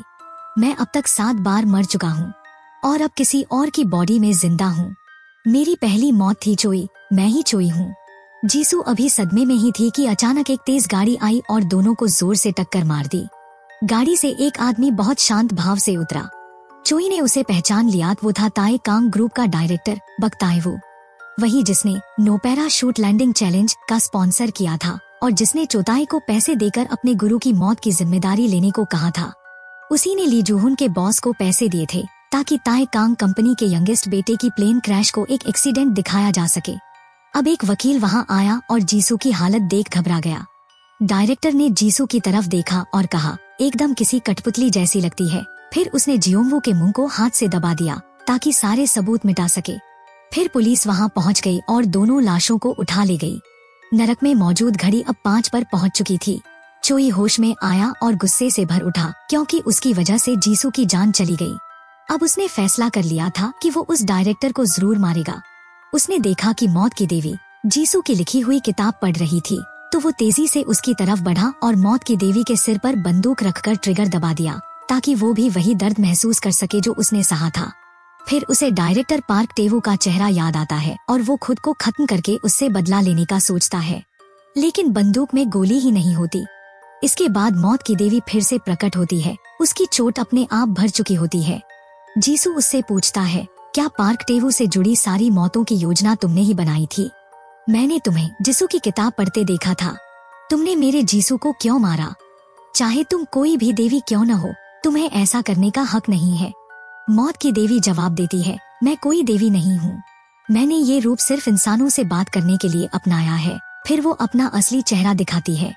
इसके बाद वो जीसू का रूप धारण करती है और कहती है, जीसू, क्या तुम्हें इस बात का पछतावा है कि तुम सोचते हो कि वो लड़की तुम्हारी वजह से मरी? फिर वो मुस्कुरा कर कहती है, मैंने वो उपन्यास इसलिए पढ़ा ताकि पता चल सके कि तुम्हारी गर्लफ्रेंड सजा पाने के लायक थी या नहीं। उसकी मौत पहले से तय थी, उसी जगह, उसी वक्त। बस वो एक ऐसे आदमी के साथ वहाँ पहुँची थी जो खुद भी मरने वाला था। चोई हैरान होता है कि डायरेक्टर पार्क टेवू उसे मारना क्यों चाहता था। तभी मौत की देवी कहती है, अब अगला राउंड शुरू होगा, लेकिन अगर तुम किसी को मारने की कोशिश करोगे तो मैं बीच में आ जाऊंगी। तुम मेरे बनाए नियमों को तोड़ नहीं सकते। वो आगे कहती है, तुमने मेरी एक गोली बेकार कर दी। फिर उसने अपनी उंगली घुमाई और जमीन पर पड़ी गोली उड़ने लगी। गोली हवा में कई चक्कर लगाकर सीधे चोई के सिर पर लगती है। चोई होश में आता है तो देखता है कि उसके हाथ में खून लगा है और उसके सामने एक लंबे बालों वाला आदमी खड़ा है। वो एक परछाई को पर्दे के पीछे देखता है, लेकिन जब पर्दा हटाता है तो वहाँ सिर्फ एक बाथरोब टंगा होता है। इसके बाद वो एक कमरे में जाता है जहाँ दीवारों पर अजीबोगरीब तस्वीरें टंगी होती हैं। कमरे में तरह तरह की चीजों से भरी अजीब सी हवा है। तभी एक चमकता हुआ पत्थर एक खून से भरी बाल्टी से उठता है और जीसू को एक याद दिलाता है, मैं हूँ डोंगग्यू चोन, 34 साल का। मैं एक गरीब परिवार में पैदा हुआ था। बचपन से ही मुझे पेंटिंग का खास टैलेंट था, लेकिन इस दुनिया ने मेरे हुनर को कभी नहीं पहचाना। एक दिन मैंने एक औरत को एक कार की छत पर बेहोश पड़ी देखा। उसके मरने से पहले के भावों को मैंने एक पेंटिंग में उतार दिया। वो पेंटिंग विदेश में बहुत महंगे दाम में बिकी। उस दिन के बाद मुझे अपने टैलेंट का एक नया रास्ता मिला। मैंने खुद ही लोगों को मारना शुरू किया ताकि मेरी पेंटिंग्स और भी ज्यादा जीवंत लगें। मेरी सभी पेंटिंग्स को बेहद ऊंचे दामों पर नीलाम किया गया, सिर्फ उनकी असलियत की वजह से। जैसे ही वो पत्थर हवा में गया, चोई तुरंत बाथरूम की ओर भागा और उल्टियां करने लगा। तभी उसे एहसास हुआ कि जिस शरीर में वो प्रवेश कर चुका है वो एक बीमार और पागल आदमी का शरीर है। जब उसने मेज पर रखी हुई गुड़िया को देखा तो उसे पार्क ताइवू की बात याद आई, जब उसने जिसू को जमीन पर बेहोश पड़े देखा था। चोई ने चाकू उठाया और खुद से कहा, मैं इस राक्षस जैसे शरीर का इस्तेमाल एक और राक्षस को खत्म करने के लिए करूंगा। पार्क ताइवू, मैं तुझे वो सारे एहसास कराऊंगा जो मैंने झेले हैं। चोई उस जगह गया जहां उसका और जिसू का एक्सीडेंट हुआ था। उसे साफ साफ याद था कि पार्क ताइवू की लाल रंग की स्पोर्ट्स कार वहां आई थी और जानबूझकर मोड़ काटते हुए उसे और जिसू को टक्कर मारी थी। चोई ने सीवर का ढक्कन खोला ताकि वो अपनी वो फाउंटेन पेन ढूंढ सके जो उसने कभी जिसू को गिफ्ट की थी। उसी रात उस डायरेक्टर ने अपने भरोसेमंद वकील से कहा था कि वो उसकी जगह जेल जाए। मैंने अभी अभी ड्रग्स लिए हैं, इसलिए अगर मैं पकड़ा गया तो सजा और भी भारी होगी। अगर तुम मेरी जगह जेल चले जाओ तो मैं तुम्हें अपनी सब्सिडियरी कंपनी का CEO बना दूंगा। वकील ने ये सुना और तुरंत कार से उतरकर डैशकैम का मेमोरी कार्ड निकाला और उसे सीवर में फेंक दिया। फिर उसने खुद ही पुलिस को कॉल करके सरेंडर कर दिया। इसके बाद पार्क ताइवू ने भी जिसू की फाउंटेन पेन उठाकर उसे सीवर में फेंक दिया। चोई एक चाकू अपने पास छुपाकर टीकांग ग्रुप के ऑफिस पहुंचा। उसने अंदर जाने की कोशिश की, लेकिन रिसेप्शनिस्ट ने उसे पार्क ताइवू से मिलने नहीं दिया, इसलिए वो बाहर चला गया। तभी पार्क ताइवू बाहर आया और अपने चेयरमैन पिता को झुककर अभिवादन किया। उसके पिता ने कहा कि उसे आज की कंपनी की वर्कशॉप में जरूर शामिल होना है। फिर पार्क ताइवू लिफ्ट में गया और कंपनी के स्टाफ से बहुत शिष्टता और विनम्रता से पेश आया, लेकिन उसका पिता अब भी उसे संदेह की नजरों से देख रहा था। पार्क ताइवो कंपनी की वर्कशॉप में बाकी स्टाफ के साथ बैठा, जहां होस्ट ने successful people with psychopathic tendencies पर प्रैक्टिकल टेस्ट का ऐलान किया और पार्क ताइवो को ही केस स्टडी के रूप में चुना। होस्ट ने प्रश्न पूछने शुरू किए। पार्क ताइवो को एहसास हो गया कि उसका हर हाव भाव रिकॉर्ड किया जा रहा है, इसलिए वो ऐसे जवाब देने लगा जैसे कोई सामान्य इंसान देता। फिर होस्ट ने घोषणा की कि हमारे डायरेक्टर मानसिक रोगी नहीं है, और लोगों ने जोरदार तालियों के साथ उसका स्वागत किया। टीके कंपनी के बाहर खड़ा चोई मीडिया पर पार्क ताइवो की दोस्ताना छवि देखकर गुस्से से भर गया, क्योंकि ऑफिस स्टाफ उसे बहुत इज्जत दे रहा था। अचानक उसकी नाक से खून बहने लगा और वो जमीन पर गिर पड़ा। चोई अस्पताल पहुंचा तो डॉक्टर ने बताया कि उसके दिमाग में एक ट्यूमर है और अब सर्जरी कर पाना बहुत देर हो चुकी है। ये सुनते ही चोई जोर से हंस पड़ा, जिससे डॉक्टर भी चौंक गया। जब डॉक्टर ने कहा कि उसके पास जीने के लिए बस 1 महीना बचा है, तो चोई बोला, इतना काफी है, और बाहर निकल गया। इसी समय आर्ट गैलरी की एक स्टाफ मेंबर ने कॉल किया और बताया कि कोई रेड लाउंज नाम की पेंटिंग खरीदना चाहता है, और वो व्यक्ति कोई और नहीं बल्कि टीके ग्रुप का डायरेक्टर पार्क ताइवो है। उसने कहा कि वो तुरंत गैलरी में आएगा। चोई फौरन वहां पहुंचा और देखा कि पार्क ताइवो उस पेंटिंग के सामने खड़ा है, जिसे बीमार जोंग गिलचॉन ने बनाया था। चोई ने जाकर खुद को उस पेंटिंग का आर्टिस्ट बताया और उससे हाथ मिलाया। फिर चोई ने उस पेंटिंग का मतलब समझाया। ये 5 लोगों के खून से जुड़ी हुई है, जिनकी मौतें एक भगवान के हाथों जुड़ी हैं, और वो भगवान मैं हूँ। पार्क ताइवो उसकी बातों से काफी प्रभावित हुआ।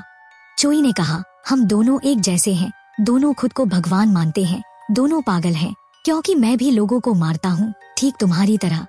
पार्क ताइवो हैरान रह गया, लेकिन चोई ने तुरंत कहा, मैं तो मजाक कर रहा हूँ। जब उसने देखा कि गैलरी में कोई और नहीं है, तो वो कुछ करने ही वाला था, लेकिन फिर उसे उस मौत की लड़की की चेतावनी याद आई और उसने चाकू जेब में रख लिया। पार्क ताइवो को दुख हुआ कि चित्रकार जोंग गिलचॉन ये पेंटिंग बेचना नहीं चाहता, इसलिए वो जाने लगा। लेकिन चोई ने उसे रोक लिया और कहा कि वो ये पेंटिंग बेचेगा और खुद उसके घर पहुंचाएगा। उसने डायरेक्टर को अपने स्टूडियो में आमंत्रित किया, क्योंकि उसके लिए एक खास पेंटिंग तैयार की है। पार्क ताइवो ने आने का वादा किया। चोई ने कैमरे की ओर देखा और सोचा, मौत की लड़की ने कहा था कि अगर मैं किसी को मारूंगा तो वो हस्तक्षेप करेगी, तो शायद वो मुझे हर वक्त देख रही है। पार्क ताइवो चर्च गया, जहां उसके छोटे भाई पार्क जिनताई के लिए स्मृति समारोह हो रहा था, जिसकी मौत प्लेन क्रैश में हुई थी। उसे वो पल याद आया जब जिनताई ने कहा था कि बचपन में उसने देखा था कि कैसे बड़े भाई ने घर की नौकरानी के बेटे का मुंह दबाया था। शुक्र था कि कोई समय पर वहां पहुंच गया था और उस बच्चे की जान सर्जरी के बाद बच पाई थी। जिनताई ने ये बात अपने पिता को भी बता दी थी। बचपन से ही तुझे हर रोज दवाइयाँ लेनी पड़ती थी, क्योंकि तुझे बच्चों के रोने की आवाजें सुनाई देती थी, है ना? ये सुनकर पार्क ताइवो ने अपने छोटे भाई को दीवार से धक्का दे मारा और धमकी दी, मेरा हौसला तुमसे बहुत बड़ा है, तभी तो आज तक तुम्हें जिंदा छोड़ा है। मैं दवाइयाँ इसलिए लेता हूँ क्योंकि कोई आवाज मुझे हमेशा उकसाती है कि मैं किसी को मार दूं। अब पार्क ताइवो ने देखा कि उसके पिता और परिवार के बाकी लोग जिनताई के लिए दुखी हैं, जिससे उसके अंदर जलन की भावना जाग उठी और वो बाहर निकल गया। तभी उसकी सेक्रेटरी का कॉल आया, जिसने बताया कि आज की वर्कशॉप चेयरमैन के आदेश पर ही रखी गई थी। ये सुनते ही पार्क ताइवो ने एक गोली मुंह में डाली, ताकि किसी को नुकसान पहुंचाने की इच्छा को दबा सके। फिर वो ड्रग्स के असर में बेकाबू होकर सड़क पर अपनी स्पोर्ट्स कार लेकर तेज रफ्तार में निकल पड़ा। जैसे ही वो स्पोर्ट्स कार तेजी से गुजरी, एक युवा पुलिस अफसर ने अपने साथी के साथ मिलकर उसका पीछा करने का फैसला किया। डायरेक्टर को एहसास हुआ कि पुलिस उसका पीछा कर रही है, तो उसने एक्सीलरेटर और जोर से दबाया, लेकिन आगे सड़क पर काम चल रहा था, इसलिए उसे गाड़ी रोकनी पड़ी। युवा पुलिस अफसर ने शराब की जांच के लिए ब्लड अल्कोहल टेस्ट की मांग की, लेकिन डायरेक्टर ने सहयोग नहीं किया। जब उसने देखा कि डायरेक्टर ठीक से अपना पहचान पत्र भी नहीं समेट पा रहा है और नशे में लग रहा है, तो उसने विरोध करना शुरू कर दिया। जैसे ही डायरेक्टर ने उसका नेम प्लेट देखा, उसने सीधे पुलिस डिपार्टमेंट के कमिश्नर को कॉल किया। इसके बाद पुलिस कमिश्नर ने उस युवा अफसर को डांट लगाई और उसे टीके ग्रुप के डायरेक्टर से तुरंत माफी मांगने को कहा। उस अफसर ने मजबूरी में माफी मांगी और डायरेक्टर को जाने दिया, लेकिन जाते जाते डायरेक्टर ने उसे थप्पड़ जड़ दिया और चेतावनी दी कि उसका साथी चुप ही रहे, नहीं तो नौकरी से हाथ धो बैठेगा। उसने उस युवा पुलिस अफसर को और भी ज्यादा पीटा, जिससे वो जमीन पर गिर पड़ा। फिर उसने अस्पताल का खर्च चुकाने के लिए कुछ चेक उछाले। उसने साथी अफसर की तारीफ की कि कम से कम उसे दूसरों की ताकत पहचानने की समझ है। तुम तो उन मछलियों जैसे हो जो मेरे पैर चाटती हैं। इसके बाद वो गर्व से अपनी स्पोर्ट्स कार में बैठकर निकल गया। फिर वो सीधे अपने घर पहुंचा और गाड़ी को चोई के ठीक सामने रोका। चोई ने कहा, मैं यहाँ डायरेक्टर से मिलने आया हूँ, और फिर उसने बिना संकोच अपने पैर उस महंगी कार पर रख दिए। जब पार्क ताइवू ने उसे हटाने को कहा तो चोई ने अपने दूसरे जूते से भी वही किया। पार्क ताइवू ने कहा, यहाँ कोई कैमरा नहीं है, और फिर उसने चोई को एक मुक्का मार दिया। इसके जवाब में चोई ने उसके सिर के पीछे थूक दिया। पार्क ताइवू ने उस पर हमला किया, लेकिन चोई ने उसे एक जोरदार मुक्का मारकर गिरा दिया और फिर जमीन पर पटककर एक लात भी मारी। ताइवू अपनी गाड़ी की तरफ भागा और वहाँ से अपनी बंदूक निकाल ली। चोई तुरंत छुप गया ताकि गोली से बच सके। जब वो भाग ही रहा था तभी पार्क ताइवू ने उसके पीठ में गोली मार दी। फिर वो आराम से उसकी तरफ बढ़ा और उसे जोर से लात मारी, लेकिन अचानक चोई होश में आया और उसने ताइवू को धक्का दे दिया। फिर वो दौड़कर उसकी स्पोर्ट्स कार में बैठ गया और सीधा गाड़ी उसे कुचलने के लिए चलाई। इसके बाद वो गाड़ी घुमाकर दोबारा उसी की तरफ आया, जिससे ताइवू की बंदूक गिर गई। चोई बाहर निकला, बंदूक उठाई और जोर से उसके हाथ पर पैर मारा। चोई पहले ही हालात का अंदाजा लगा चुका था, इसलिए उसने बुलेट प्रूफ जैकेट पहन रखी थी। उसने एक और लात मारी और उसे पकड़कर सीधे जोंग गिलचोन के उस पुराने ठिकाने पर ले गया जहां उसने अपनी पेंटिंग्स बनाई थी। चोई ने कहा, यह वही जगह है जहां पहले 15 लोगों को मार डाला गया था। आज रात तुम्हारी बारी है, सबसे दर्दनाक मौत के लिए तैयार हो जा। फिर वो उसे उसी कमरे में ले गया जहां जोंग गिलचोन पेंटिंग्स बनाया करता था। चोई ने ऑपरेशन टेबल की लाइट ऑन की और उसे मारने की तैयारी करने लगा। तभी वो बेहोश होकर जमीन पर गिर गया। लेकिन जब चोई को होश आया तो पाया कि अब वही खुद ऑपरेशन टेबल पर बंधा हुआ है। पार्क ताइवू उसके पास आया और अपने सीरियल किलिंग के सफर के बारे में बताने लगा।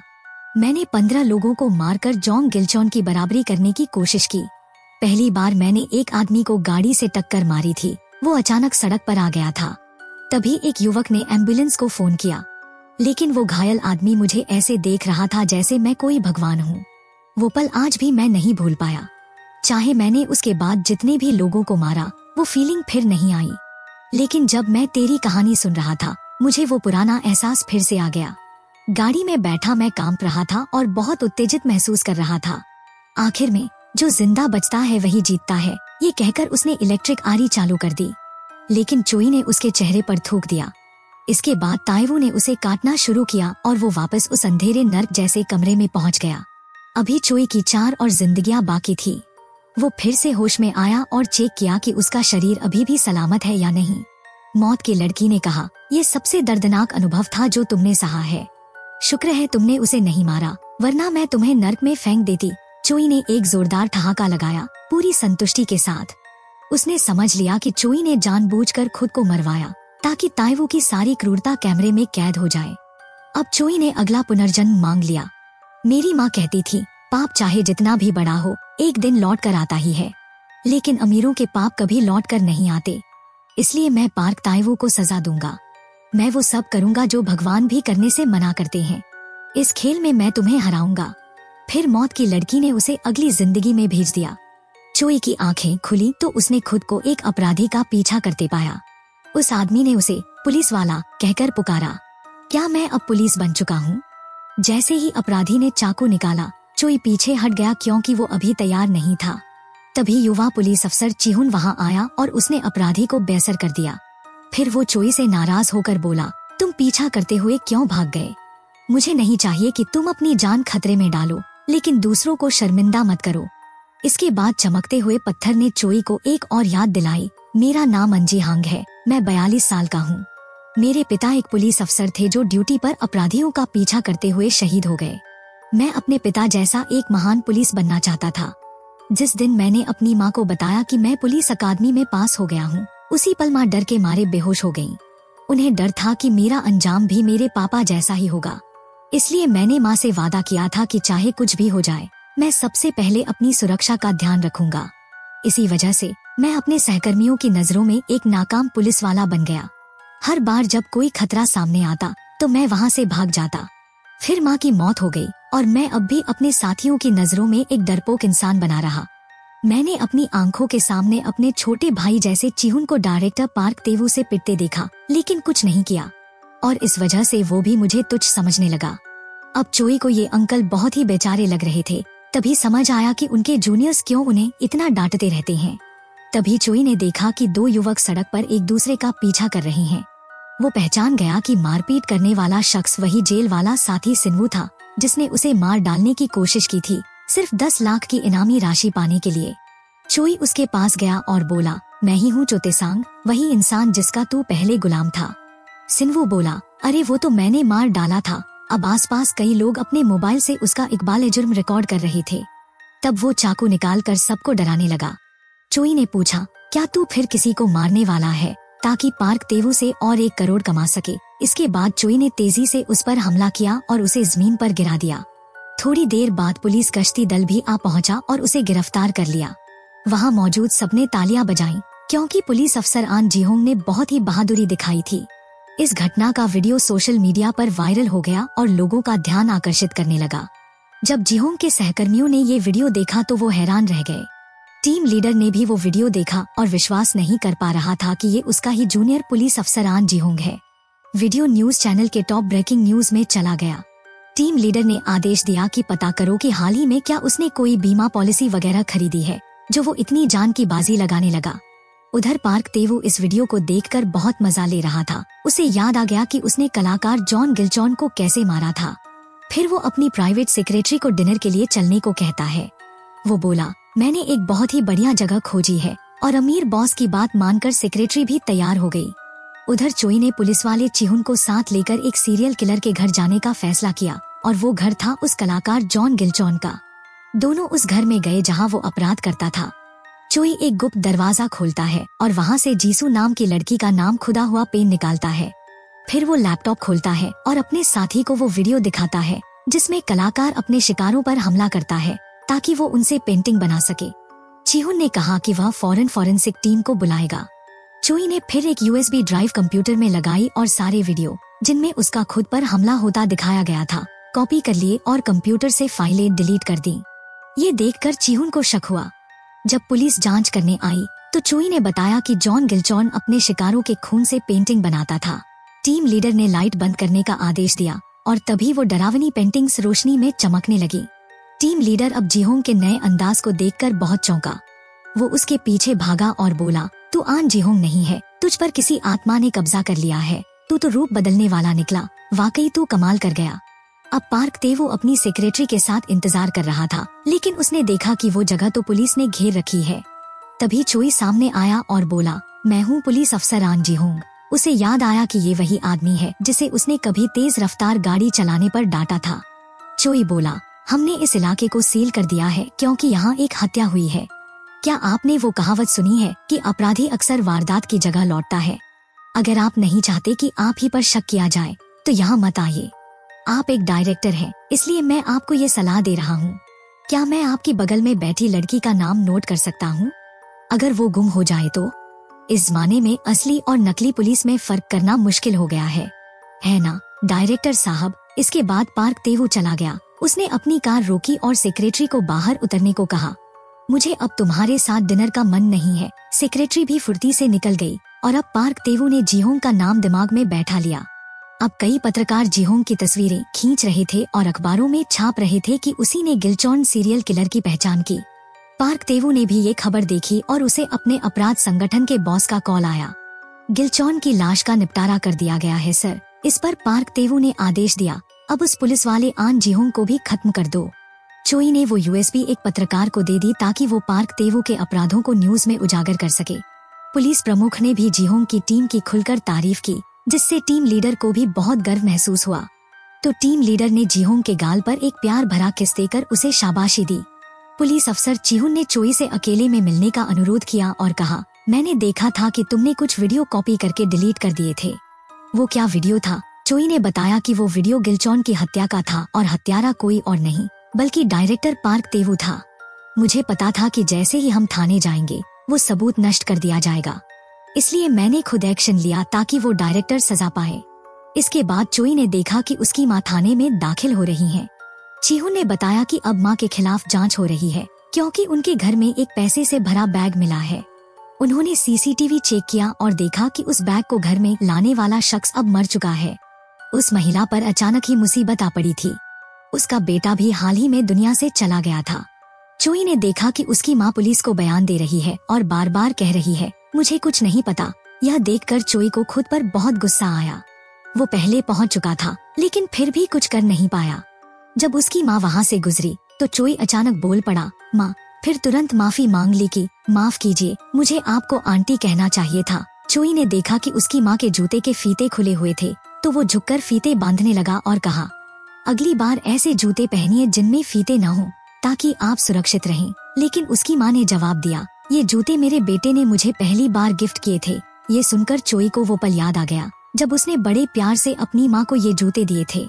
उसकी माँ बोली, जब मैं ये जूते पहनती हूँ तो ऐसा लगता है जैसे मेरा बेटा मेरे साथ चल रहा हो। चोई ये सुनकर बहुत भावुक हो गया। फिर उसने पूछा, लेकिन आपने उस बैग की रिपोर्ट क्यों की? आप तो उसे रख सकती थी। उसकी माँ बोली, मुझे वो बैग किसी सजा जैसा लगा जो भगवान ने मुझे दी हो, क्योंकि मैं अपने इकलौते बेटे की हिफाजत नहीं कर पाई। मुझे लगता है कि वो पैसा मेरे बेटे की जान के बदले मिला है, इसलिए मैं उसे इस्तेमाल नहीं कर सकती। अब मैं चलती हूँ। ये सुनकर चोई की आंखों से आंसू बहने लगे। जब उसकी माँ घर पहुंची तो किसी ने दरवाजे की घंटी बजाई। उसने दरवाजा खोला तो बाहर खाने का एक बैग और एक चिट्ठी रखी थी, कृपया खाना मत छोड़िए और अपना ध्यान रखें। वहीं पास में चोई खड़ा था। फिर जब वो वहाँ से जा रहा था तभी एक आदमी जिसका आधा चेहरा जला हुआ था उसे पकड़ लेता है। ये वही आदमी था जो पहले ट्रक चलाकर चार्ली डूहन का पीछा कर रहा था। अब उसने चोई को चाकू से एक बार में ही घायल कर दिया और खून जमीन पर गिरने लगा। इस बीच पार्क टेवू को एक पैकेज मिला जिसमें कुछ तस्वीरें थी। उन तस्वीरों में यह साफ दिख रहा था कि वो खुद उस गाड़ी को चला रहा था जिसने पिछली रात एक लड़के लड़की की जोड़ी को टक्कर मारी थी। ये वही तस्वीरें थी जो चेयरमैन ने गुप्त रूप से जांच करवाकर मंगवाई थी। चेयरमैन ने कहा, अब मुझे समझ में आया कि हमारे घर के सारे पालतू जानवर जल्दी क्यों मर जाते थे, लेकिन तुम इंसानों तक कैसे पहुंच गए? बेटा बोला, तो क्या पापा मुझसे डरते हैं? फिर उसने कहा, जब मैं छोटा था तो मुझे शाही परिवारों पर किताबें पढ़ना अच्छा लगता था क्योंकि मैं उनसे जुड़ाव महसूस करता था। भाई भाई एक दूसरे से गद्दी के लिए लड़ते थे और पिता पुत्र का रिश्ता भी कोई अपवाद नहीं था। फिर उसने हल्के से पिता को छूते हुए उसे चेतावनी दी और वहाँ से चला गया। फिर वो पागलों की तरह गाड़ी दौड़ाता रहा। फिर एक गाड़ी को रोककर उसके ड्राइवर पर हमला कर दिया। इसके बाद पार्क टेवू एक चर्च में गया और वहाँ खड़ा होकर बोला, अब मैं तय करूंगा कि कौन जिएगा और कौन मरेगा। न्याय और मुक्ति का निर्णय सिर्फ मैं करूंगा। तभी उसे मीडिया ब्यूरो के डायरेक्टर का कॉल आता है। वो बताता है कि अन जी होंग ने एक वीडियो चैनल को भेजा है जिसमें दिख रहा है कि जॉन गिलचॉन की हत्या हुई थी और उसमें डायरेक्टर को ही हत्यारा बताया गया है। उसने कहा, मैंने रोकने की कोशिश की लेकिन आज रात ये वीडियो प्रसारित होगा। पार्क टेवू तुरंत अपने गैंग के बॉस को कॉल करता है लेकिन कॉल उठाता है पुलिस वाला चोई। पार्क टेवू पूछता है, क्या अन जी होंग को निपटा दिया गया? चोई जवाब देता है, मैं ही अन जी होंग हूँ। पहले चोई ने एक चाकू हमले को हाथ से रोका था और हमलावर को जमीन पर गिरा दिया था। अब चोई पार्क टेवू को पुलिस स्टेशन में मिलने के लिए कहता है, मैं तुम्हारे लिए जर्मन हैंडकफ लाया हूँ। गैंग का बॉस भी अब चोई द्वारा गिरफ्तार कर जेल में डाला जा चुका था। कप्तान अपने जूनियर अन जी होंग की क्षमता देखकर हैरान रह गया, लेकिन फिर भी उसे मन में कुछ बेचैनी सी महसूस हो रही थी। तभी उसे डायरेक्टर का कॉल आता है जो कहता है कि वो अन जी होंग से मिलना चाहता है। जब चोई ऑफिस में आता है तो वहाँ एक चश्मा पहने वकील बैठा होता है, वही वकील जिसने पहले यू नाम के अपराधी की जमानत कराई थी। चोई ऑफिस में प्रवेश करता है तो देखता है कि पार्क टेवू उस ऑफिस की मुख्य कुर्सी पर बैठा है और डायरेक्टर भी वहाँ मौजूद है।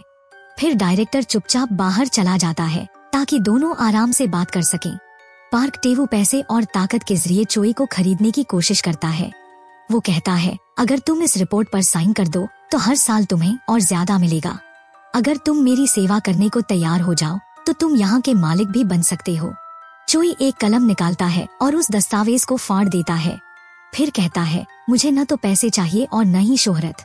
फिर चोई कहता है, मैं तुम्हें दिखाना चाहता हूँ कि तुम कोई भगवान नहीं बल्कि एक पागल आदमी हो जो खुद को भगवान समझता है। पार्क टेवू जवाब देता है, तुम एक आवारा कुत्ते हो जो मेरे मैदान में दौड़ रहा है। तुम्हें हटाना मेरे लिए बहुत आसान है। चोई कहता है, क्या अब भी कुछ ऐसा है जो मुझसे बदतर हो सकता है? आओ इस जन्म में हमारे बुरे रिश्ते का अंत कर दें। 30 मिनट बाद मुझसे पहली मंजिल पर मिलो, मैं तुम्हें हथकड़ी लगाऊंगा। तभी वो चश्मा पहने वकील आता है और कहता है, मैं ये मामला संभाल लूंगा।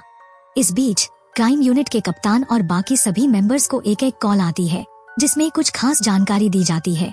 चोई अपने डेस्क पर लौटता है और न्यूज चैनल ऑन कर देता है ताकि वो आगे की रिपोर्टिंग देख सके। तभी उसका साथी धीरे से पीछे से आता है और उसे एक सॉसेज थमाता है, जैसे उसे थोड़ी राहत दे रहा हो। फिर न्यूज एंकर रिपोर्ट देने ही वाली थी कि चैनल को खबर मिलती है टीके कंपनी के डायरेक्टर पार्क टेवू ने खुद को पुलिस के हवाले कर दिया है जॉन गिलचॉन की हत्या के आरोप में। पार्क टेवू थाने से बाहर आता है और मीडिया के सामने बयान देता है, मैंने सीरियल किलर जॉन गिलचॉन की हत्या की है। कुछ दिन पहले मुझे उसने अगवा किया था और किसी अनजान जगह पर ले गया था। उस समय मेरे पास दो ही रास्ते थे, या तो उसे मार दूं या मारा जाऊं। मुझे लगा जॉन गिलचॉन की हैवानियत को रोकना मेरी जिम्मेदारी थी और फिर वो भाग गया। बाद में जब मैंने खबरें देखी तब पता चला कि वो मर चुका है। मुझे ये भी नहीं पता कि उसकी लाश कहाँ है। मैं आप सभी से माफी मांगता हूँ कि मैंने आपको निराश किया। अब न्यूज चैनल ने वो वीडियो क्लिप प्रसारित की जो चोई ने उन्हें दी थी। उस वीडियो में दिखाया गया कि डायरेक्टर पार्क टेवू को जॉन गिलचॉन जबरन अपनी आर्ट गैलरी में ले गया था। वीडियो में बस इतना ही दिखाया गया। ये वीडियो इस बात का पर्याप्त सबूत नहीं है कि डायरेक्टर पार्क टेवू ने जॉन गिलचॉन की हत्या की, लेकिन ये तय है कि उसने डायरेक्टर पार्क का अपहरण किया था और हो सकता है कि वो अभी भी जिंदा हो। जब चोई ने खबर देखी तो उसे समझ में आ गया कि पार्क टेवू पहले से ही एक कदम आगे था। अब दो वरिष्ठ पुलिस अधिकारी पार्क टेवू के चारों ओर खड़े थे और उन्होंने सारे आरोप वापस ले लिए थे। लोग सड़कों पर उतर आए और पार्क टेवू को निर्दोष घोषित करने की मांग करने लगे। यहाँ तक कि कुछ राजनेता भी उसके समर्थन में सामने आ गए और मांग करने लगे कि उसे बेकसूर माना जाए। पुलिस अधिकारी चोई को उसके विभाग प्रमुख ने जमकर डांटा क्योंकि उस पर झूठे सबूत लगाने का आरोप था और उसे और उसके टीम लीडर को बर्खास्त करने की धमकी दी गई। पार्क टेवू पुलिस स्टेशन से बाहर निकला और मीडिया ने उसे एक हीरो की तरह दिखाया, जैसे उसने सीरियल किलर जॉन गिलचॉन से बहादुरी से लड़ा हो। तभी चोई अपनी कार की ओर बढ़ा, लेकिन दो नकाबपोश लोगों ने उसे पकड़कर एक कार में फेंक दिया और कहीं ले गए। इसी दौरान पार्क टेवू एक प्राइवेट जेट में बैठकर अमेरिका के लिए उड़ान भर रहा था। तभी उसे अपने एक आदमी का फोन आया जिसने बताया कि आन जिहोंग के घर में उस वीडियो की कोई कॉपी नहीं मिली और उसे भी पकड़ लिया गया है। पार्क टेवू ने जवाब दिया, मैं खुद उससे निपटूंगा। तभी अचानक विमान जोर से हिलने लगा और एक आवाज गूंज उठी, तूने 7 लोगों की हत्या की है, अब तुझे इसकी सजा भुगतनी होगी। जब उसने कॉकपिट में जाकर देखा तो पाया कि विमान ऑटो पायलट मोड पर था। तभी उसे न्यूज चैनल की ब्रेकिंग न्यूज दिखी जिसमें बताया गया था कि डायरेक्टर पार्क टेवू ने अपने छोटे भाई की हत्या की और उसे एक प्लेन एक्सीडेंट जैसा दिखाने की कोशिश की। इसके अलावा उसने जेडसब को 3 अरब वॉन का ऑफर दिया था ताकि वो 8000 मीटर की ऊंचाई से बिना पैराशूट के कूद जाए और उसकी मौत हो जाए। तभी विमान के डिजिटल डिस्प्ले पर एक चेतावनी आई, यह विमान 30 सेकंड में विस्फोट हो जाएगा, अगर तुम बचना चाहते हो तो कूद जाओ। टाइमर चालू हो गया और इंजन में आग लग गई। पार्क टेवू घबरा गया और विमान में पैराशूट ढूंढने लगा। तभी विमान में जोरदार विस्फोट हुआ। उसने किसी तरह जहाज को पकड़ने की कोशिश की, लेकिन वो भी तबाह हो गया। पार्क टेवू फ्रीफॉल में नीचे गिरा और समय रहते पैराशूट खोल लिया। वो सौभाग्य से एक पक्की सड़क पर लैंड कर गया, लेकिन जैसे ही खड़ा हुआ एक कार ने आकर उसे जोर से टक्कर मार दी। कार से एक आदमी निकला और वो कोई और नहीं बल्कि पुलिस अफसर आन जिहोंग था, जो असल में चोई था। पहले जब पार्क टेवू ने मीडिया में बयान दिया था तभी चोई को उसके अगले कदम का अंदाजा हो गया था। वो सीधे उस गैंग लीडर के ऑफिस पहुंचा जिसे वो ली जूहुन की यादों के जरिए जानता था, जिसने अपने ग्राहकों के सारे अपराधों के सबूत एक हार्ड ड्राइव में रखे थे। चोई ने उस सीक्रेट लॉकर को खोला और वह बेहद अहम हार्ड ड्राइव अपने कब्जे में ले ली। फिर जब पार्क टेवू पुलिस स्टेशन आया तो उसने एक पेन जमा कराया, लेकिन पार्क जिंटे की यादों की मदद से चोई ने उस पेन में मौजूद नशे की गोलियों को नींद की गोलियों से बदल दिया था। जब चोई को 2 गुंडों ने पकड़ा तो पुलिस अफसर जिहोंग और टीम लीडर ने आकर उन्हें काबू कर लिया। ली जिहोंग की तकनीकी मदद से चोई ने प्लेन के इंजन में बम लगाया और उसे ऑटो पायलट पर डाल दिया। फिर सोंग जेसुक की मीडिया स्किल्स का इस्तेमाल करके पार्क टेवू के अपराधों के सबूतों को हर जगह फैला दिया। टीवी चैनल ने वो वीडियो भी दिखाया जिसमें पार्क टेवू अपने भाई पार्क जिंटे के प्लेन को उड़वाने की सुपारी दे रहा था। जब ये न्यूज हर जगह फैल गई तो चोई ने बेहोश पड़े पार्क टेवू को वहीं छोड़ दिया और सोंग जेसुक की स्काई डाइविंग स्किल से प्लेन से कूद गया। फिर वो सुरक्षित जमीन पर उतरा, एक कार में बैठा और एमएमए फाइटर चो टेसांग की ड्राइविंग स्किल्स का इस्तेमाल करते हुए पार्क जिंटे का पीछा किया। फिर उसने उसे बहुत जोर से टक्कर मारी। अब चोई ने दस्ताने पहने और पार्क टेवू का गला उसी तरह दबाने लगा जैसे उसने मॉडल गैंग सोनवू का गला दबाया था। तभी उसे अपनी प्रेमिका जीसू की बातें याद आने लगी, जिससे वो और ज्यादा आक्रोश में आ गया। तभी अचानक आसमान से एक उल्का पिंड गिरा। वो कोई और नहीं बल्कि मौत की देवी थी। वो चोई को रोकने आई थी ताकि वो हत्या न करे। तभी वो पेन जमीन पर गिरा जिस पर जीसू का नाम खुदा था। चोई ने अपना हाथ पीछे खींच लिया और उसे जीसू की कही बात याद आई। मैं उम्मीद करती हूँ कि तुम्हारी कहानी का अंत अच्छा हो। चोई ने वो पेन कसकर थाम लिया और उठकर चलने लगा, लेकिन तभी पार्क टेवू ने पीछे से उस पर हमला कर दिया। तभी जोर की हवा चलने लगी और पार्क टेवू का पैराशूट खुल गया, जिससे वो हवा में उड़ता हुआ एक तेजी से आती ट्रक से जा टकराया। इसके बाद चोई पार्क ताइवो के करीबी वकील से मिलने पुलिस अधिकारी के रूप में गया। चोई ने उससे कहा, मुझे पता है कि तुमने पार्क ताइवो के लिए अपना जुर्म कबूल किया है। ये रही उस स्पोर्ट्स कार के डैश कैम की मेमोरी कार्ड जिसे तुमने नाले में फेंक दिया था। यही एकमात्र सबूत है जो तुम्हारी बेगुनाही साबित कर सकता है। वकील ये सुनकर बहुत खुश हो गया और उसे लगा कि अब उसकी जान बच जाएगी। उसने खुशी खुशी पुलिस अफसर को धन्यवाद कहा, लेकिन तभी चोई ने वह मेमोरी कार्ड अपने मुंह में डालकर चबा डाला और उसे छोटे छोटे टुकड़ों में तोड़ दिया। ये देखकर वकील गुस्से में चिल्लाने लगा और कानून का पालन करने की मांग करने लगा। चोई ने वही बात दोहराई जो ये वकील पहले चो टीसेंग नाम के लड़के से कह चुका था, जिससे वकील हैरान रह गया। चोई ने उससे कहा, अभी से अपनी सजा सुधार के साथ पूरी कर और अपने बाकी की जिंदगी एक कातिल की तरह जिए। फिर जैसे ही चोई वहाँ से बाहर निकला, वकील उसके पीछे भागा, लेकिन सुरक्षाकर्मी ने उसे रोक लिया। वो बस बेबसी में चिल्ला ही सका। जांच एजेंसियों ने पुष्टि की कि पार्क ताइवो के लीक हुए सारे वीडियो असली हैं। हम उस पर हत्या कर डेड बॉडी गायब करने का मामला दर्ज करेंगे। उसके साथ मिलीभगत करने वाले सभी सरकारी अधिकारी भी गिरफ्तार किए जा चुके हैं। फिलहाल पार्क ताइवो कोमा में है। टी कांग समूह के चेयरमैन ने इस्तीफा दे दिया और कंपनी का संचालन अब प्रोफेशनल मैनेजर्स को सौंप दिया गया है। चोई कोमा में पड़े पार्क ताइवो को देखने गया। उसके दोनों पैर काटे जा चुके थे। चोई ने कहा, अब तू किसी की जान नहीं ले सकता। तू तो अब एक चींटी को भी नुकसान नहीं पहुंचा सकता। मैं अब जा रहा हूँ और हम फिर कभी नहीं मिलेंगे। चोई फिर जिसू की समाधि पर गया और पूछा, तुमने ही तो मुझे रोका था, है ना? मुझे पता है कि तुमने उस पेन के जरिए एक संकेत भेजा था जिसे मैंने तुम्हें दिया था ताकि मैं रुक जाऊं।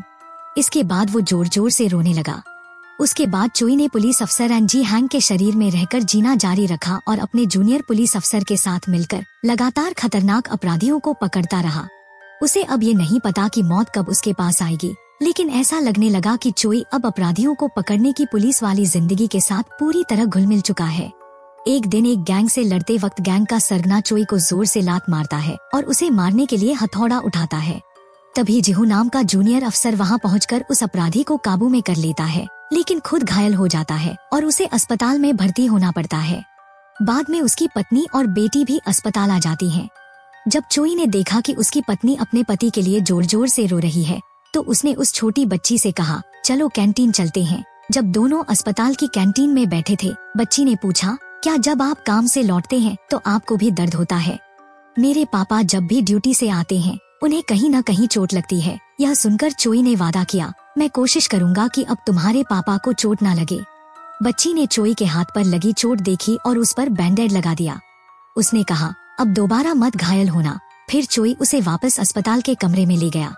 ची ह्यूएन के परिवार की खुशियों को देखकर चोई सोचने लगा, अगर मैं मर नहीं गया होता तो क्या मेरे पास भी ऐसा ही परिवार हो सकता था। कुछ समय बाद ये दोनों पुलिस अफसर एक बार फिर ड्यूटी पर निकले और एक खतरनाक चोर का पीछा कर रहे थे। वह चोर एक इमारत की छत पर चढ़ गया और अचानक एक बंदूक निकाल ली। उसने दोनों के पैर और हाथ पर गोली चला दी और पूछा, बताओ पहले कौन मरेगा? चोई को तभी ची ह्यूएन की बेटी का मासूम चेहरा और उसका परिवार याद आ गया। उसने हिम्मत दिखाई और दौड़कर उस चोर को दीवार से चिपका दिया, लेकिन फिर चोर ने चोई के पेट में गोली मार दी। चोई ने चोर का पैर पकड़कर उसे साथ लेकर नीचे छलांग लगा दी। ची ह्यूएन दौड़कर नीचे आया और देखा कि उसका सीनियर पुलिस अफसर आन जी होंग अब अपनी आंखें बंद कर चुका है। नर्क की उस काली घड़ी की संख्या अब घटकर 3 हो गई थी। चोई फिर से होश में आया, बहुत शांत था और मौत की देवी से कहा, मैं खुद कूदा था ताकि ची ह्यूएन को बचा सकूं। मैंने खुद को मारने के लिए नहीं, किसी को बचाने के लिए अपनी जान दी है। मौत की देवी मुस्कुरा दी और चोई को अगले जन्म के लिए गोली मार दी। जब चोई होश में आया तो खुद को एक बूढ़े बेघर व्यक्ति के शरीर में पाया। तभी उसे समझ आया कि मौत की देवी क्यों इतनी जोर से हंस रही थी। उसने अपनी जेब में थोड़े बहुत पैसे रखे और तब देखा कि न्यूज चैनल पर दिखाया जा रहा था कि एंजी होंग की शहादत को याद करते हुए उसका अंतिम संस्कार ताई कांग अस्पताल के शवगृह में किया जाएगा। चोई ने फैसला किया कि वह अपने ही अंतिम संस्कार में शामिल होगा। पाक टियू जो अभी भी अस्पताल में भर्ती था, ये खबर देखकर हंस पड़ा। चोई जब अंतिम संस्कार स्थल पर पहुंचा तो देखा वहां बहुत सारे फूलों की मालाएं थीं। कुछ तो मशहूर एक्टर्स ने भी भेजी थी। चोई अंदर गया तो देखा कि ची ह्यून का पूरा परिवार वहां था और उसकी बेटी एंजी होंग की तस्वीर के सामने रो रही थी। ची ह्यून भी अपने आंसुओं को रोक नहीं पाया और छड़ी के सहारे बाहर चला गया। चोई ने उस बच्ची को हाथ हिलाकर अभिवादन किया, लेकिन वो चोई की बदली हुई शक्ल देखकर डर गई। एक पुलिस वाला चोई के शरीर से उठती दुर्गंध को महसूस करके पूछ बैठा, तू यहाँ खाना खाने आया है क्या?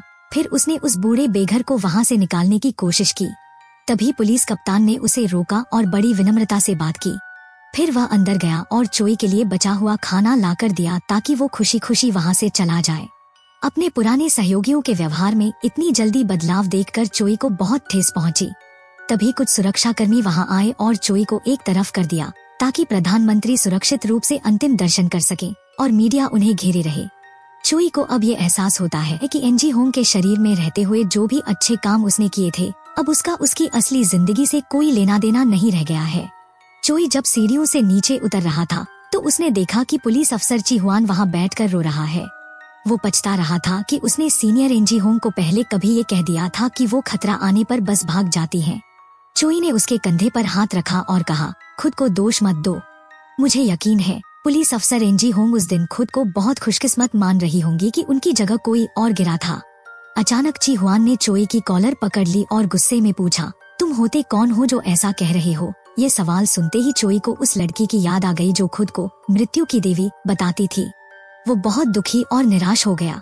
चोई ने अब तक अपने जितने भी रूप बदले थे सब याद आए और उसने कहा, मुझे अब नहीं पता कि मैं कौन हूँ। उसे समझ आ गया था कि किसी और के शरीर में पुनर्जन्म लेने का कोई मतलब नहीं अगर वो खुद अपने जैसे न जी सके। उसी वक्त स्मृति पत्थर फिर से उड़ता हुआ आया, लेकिन चोई ने उसे अपने अंदर समाने नहीं दिया और सीढ़ियों से भागता हुआ नीचे गया। लेकिन अचानक वो गिर गया। उम्र और कमजोरी की वजह से वो मर गया और फिर से उस अंधेरे नर्क में चला गया।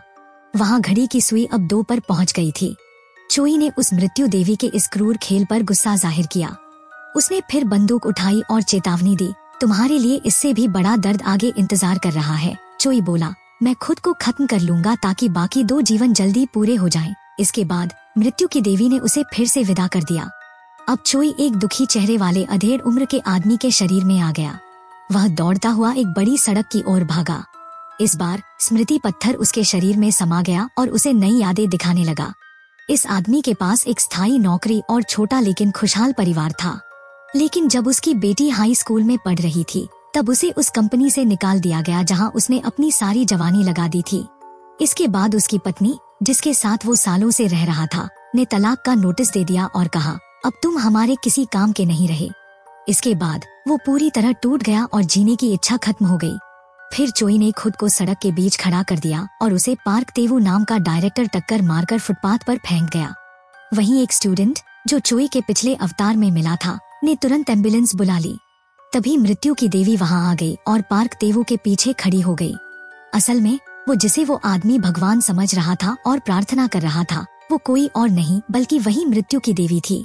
और जो लाइन पार्क तेवू ने चोई से पहले कही थी कि वो मुझे भगवान की तरह देख रहा था, वो बस उसकी एक गलतफहमी थी। इसके बाद वो अधेड़ उम्र का आदमी चोई के हाथ को पकड़ता है और फिर उसकी आत्मा भी विदा हो जाती है। और इसी के साथ चोई की जिंदगी भी एक और मोड़ लेती है। अंधेरे नर्क में अब घड़ी की सुई 1 पर पहुंच चुकी थी। चोई को होश आया तो मृत्यु की देवी ने कहा, मैंने तुम्हें अपना अतीत बदलने का मौका दिया था, लेकिन तुमने उस आदमी की नकारात्मक सोच को नहीं बदला। तुम्हारी जिंदगी भी नहीं बदली। अब बस एक आखिरी जीवन बचा है। चोई ने ठान लिया और कहा, मैं जितना जल्दी हो सके मर जाऊंगा। वैसे भी मुझे नर्क में ही जाना है, तो चाहे मैं किसी के भी शरीर में आऊं, मैं उसे जल्दी खत्म कर दूंगा। इसके बाद मृत्यु की देवी ने चोई को फिर से विदा किया। जब चोई को होश आया तो उसने देखा कि कमरे की दीवार पर बचपन से लेकर अब तक की उसकी तस्वीरें टंगी हुई थी। उसे लगा कि वो शायद अपनी माँ के शरीर में आ गया है। तभी स्मृति पत्थर फिर से उड़कर आया। चोई पीछे हट गया, लेकिन पत्थर उसकी ओर आया ही और उसे उसकी माँ की यादें दिखाने लगा। ऐसी यादें जिनके बारे में चोई को कभी पता ही नहीं था। उसकी माँ कभी एक सपने देखने वाली लड़की थी जिसके पास कई ख्वाब थे। फिर वो एक पत्नी और एक माँ बन गई। उसने सोचा था कि उसकी खुशियाँ हमेशा बनी रहेंगी, लेकिन फिर चोई के पिता अचानक चल बसे और चोई ही वो एकमात्र वजह था जिसकी वजह से माँ टूटने से बची। जब चोई बीमार पड़ा तो माँ ने उसे पीठ पर उठाकर दौड़ते हुए अस्पताल पहुंचाया। उस वक्त माँ को ऐसा लगा जैसे उसका दिल टुकड़े टुकड़े हो गया हो, क्योंकि वो उसकी तकलीफ खुद नहीं ले सकती थी। उसने हमेशा चोई की खुद से भी ज्यादा फिक्र की, लेकिन कभी हार नहीं मानी। वो रोज मेहनत करती रही ताकि चोई को पाल सके, लेकिन जिंदगी की मुश्किलों ने चोई को एक मूर्ख बना दिया, जो बड़ा होकर वो सब भूल गया जो माँ ने उसके लिए चुपचाप कुर्बान कर दिया था। जिस दिन चोई ने आत्महत्या जैसा कदम उठाया, उसकी माँ अस्पताल में भर्ती थी। जब माँ को पुलिस से फोन आया तो वो उसे ढूंढने निकल गई। माँ वहीं गिर पड़ी जब उसे चोई की खबर मिली। उसने उसके ठंडे शरीर को बाहों में भर लिया और कहा, मैं आ गई हूँ बेटा, अब घर चलो, उठ जाओ बेटा, मेरी जान, मर मत जाना। उसके बाद माँ और जीसू ने अपनी आँखों से वो पल देखा जब चोई अब इस दुनिया में नहीं रहा। जब पुलिस ने मौत की वजह पूछी तो माँ ने कहा, मैंने उसे मार डाला। अगर मैं एक समझदार माँ होती तो ये कभी नहीं होता। जब दूसरी माएँ अपने बच्चों की तारीफ कर रही थी, तब चोई की माँ अकेली बैठी थी। जब उसने उसे कपड़े के लिए पैसे दिए तो लोग उससे कतराने लगे, क्योंकि उन्हें डर था कि कहीं उनका हाल भी वही न हो जो अब चोई की माँ का हो गया था। चोई की वजह से उसकी माँ सबकी नजरों में अकेली पड़ गई। जब माँ ने ये शब्द पढ़े कि बेटे का नसीब माँ तय करती है, तो वो और भी ज्यादा टूट गई और खुद को दोष देने लगी। अब चोई की आंखों से आंसू बहने लगे। उसे समझ आ गया कि मृत्यु की देवी जब कहती थी कि उसने किसी एक को नुकसान पहुंचाया है, तो वो कोई और नहीं, उसकी खुद की माँ थी।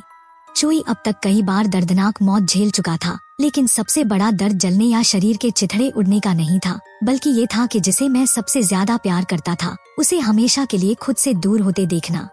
वही दर्द जो मैंने अपनी माँ को दिया था, अब वो मेरे पास लौट आया है। चोई ने फैसला किया कि वो अपनी माँ की जिंदगी जिएगा। यही उसकी खुद को दी गई सजा थी। चोई ने उस दिन की पहली मेट्रो पकड़ी, बाकी बुजुर्गों के साथ, और सबसे पहले अपने काम पर पहुंची। वहाँ वो वही सफाई का काम करने लगी जो उसकी माँ किया करती थी। उसे अब महसूस होने लगा कि माँ का शरीर वक्त के साथ कितना कमजोर हो गया है। उसे अकेले जिंदगी जीने की तकलीफ और तन्हाई भी महसूस होने लगी। चोई को वो बचत खाता भी मिल गया जो उसकी माँ ने उसके लिए घर खरीदने के लिए बचाया था। माँ ने ये खाता तब खुलवाया था जब चोई बहुत छोटा था, लेकिन कभी उसे इस बारे में बताया नहीं। अगले दिन चोई ने फिर मेट्रो पकड़ी और माँ की यादों को फॉलो करते हुए एक स्टेशन पर उतरा। अब उसे समझ आया कि ये वही जगह है जहाँ उसकी खुद की कब्र है।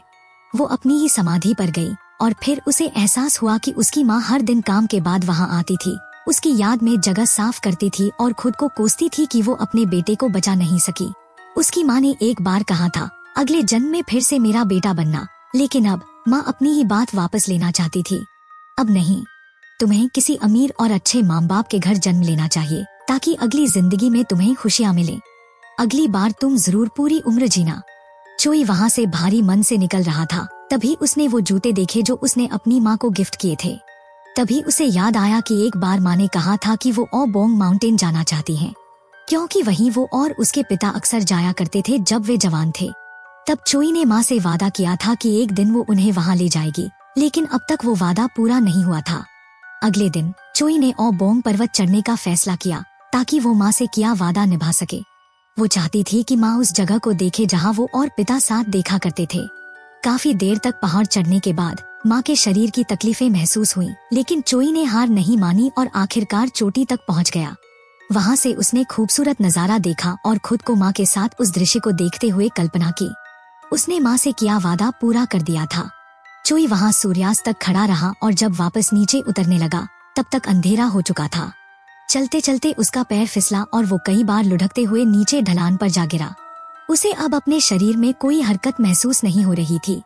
उसने ऊपर चढ़ने की कोशिश की, लेकिन थक कर गिर पड़ा। फिर खुद से बोला, मैं ऐसे नहीं मर सकता। माँ प्लीज मत मरना। वो बार बार बड़बड़ाता रहा, माँ प्लीज मत मरना, और फिर बेहोश होकर एक पहाड़ी रास्ते पर गिर गया। सुबह जब उसकी आँख खुली वो अस्पताल में था। उसके पैर पट्टियों में लिपटे थे, लेकिन वो जिंदा था। उसे याद आया कि कभी उसकी माँ ने भी उसे कहा था, मत मरना, जब वो मुर्दाघर में उसकी ठंडी लाश को पकड़े रो रही थी, बिल्कुल वैसे ही जैसे कल रात चोई ने माँ से कहा था। मैंने अपनी माँ को इतना बड़ा दुख दिया कि वो पूरी तरह टूट गई थी जब मैंने अपनी आंखें कभी नहीं खोली थी। मैं वाकई में गलत था। वो दिन भी आ गया जब चोई को मरना था, लेकिन उसने ये फैसला किया कि वो अपनी माँ के शरीर में पूरी जिंदगी जिएगा, क्योंकि उसकी माँ ने हमेशा चाहा था कि उसका बेटा अगले जन्म में पूरी उम्र जी सके। 32 साल बीत चुके हैं। अब चोई बूढ़ा हो गया है। उसे अब समझ आता है कि पहले वो एक डर से भरी जिंदगी जीता था। उसे डर था कि लोग उसे स्वीकार नहीं करेंगे, डर था कि वो दूसरों से कमतर है, डर था कि उसे नकार दिया जाएगा। सिर्फ उन्हीं डरों की वजह से उसने अपनी जिंदगी खत्म कर दी थी। लेकिन मरने के बाद उसे समझ आया कि जिंदगी एक मौका होती है। जो कुछ हम तकलीफें मानते हैं वो असल में जिंदगी के ही हिस्से होते हैं। कभी एक शांत दिन, कभी बारिश और कभी तूफान। इन सबको जोड़ने पर ही एक पूरी जिंदगी बनती है। हार जाना भी ठीक है, बस चलते रहना जरूरी है। सिर्फ माँ के शरीर में जन्म लेने के बाद ही उसे ये सब समझ आया। फिर चोई, जो अब एक बूढ़ी औरत थी, आंखें बंद करके हमेशा के लिए दुनिया से विदा हो गया और फिर अंधेरे नर्क में लौट गया। उसी समय उसकी घड़ी की सुई भी गायब हो गई। चोई ने मौत की देवी से कहा, मुझे तुम्हारी बहुत याद आई। बहुत सालों बाद फिर मिल रहा हूँ तुमसे। वो घुटनों के बल बैठ गया और गिड़गिड़ाया, क्या तुम मुझे एक बार फिर गोली मार सकती हो? मुझे पता है कि अब गोलियां खत्म हो चुकी हैं, लेकिन मैं बस एक बार फिर खुद के रूप में जीना चाहता हूँ। प्लीज मुझे फिर से जिंदगी दो, एक बार और मैं अपनी माँ को खुद से गले लगाना चाहता हूँ। मौत की देवी बोली, तुमने उस खेल को जीत लिया जो मैंने बनाया था, क्योंकि तुमने आत्महत्या से खुद को रोका और जिंदा रहे। मेरी सजा अब खत्म हो गई है। अब बस भगवान का फैसला बाकी है। मैं तुम्हें एक और गोली दूंगी। उसने एक गोली लोड की और रिवॉल्वर का चैम्बर घुमाया। फिर बोली, अगर ये गोली चल गई तो तुम्हारी इच्छा पूरी होगी, अगर नहीं तो भगवान फैसला करेंगे। चोई ने पिस्तौल उठाई। उसने ट्रिगर दबाया। तभी चोई की माँ ने अपने बेटे को कॉल किया और कॉल उठाया गया। चोई का सुसाइड नोट हवा में उड़ता रहा। फिल्म यहीं समाप्त होती है। अगर आपको ये कहानी पसंद आई हो तो लाइक और सब्सक्राइब जरूर करें ताकि हमें सपोर्ट मिले। फिर मिलेंगे अगली वीडियो में।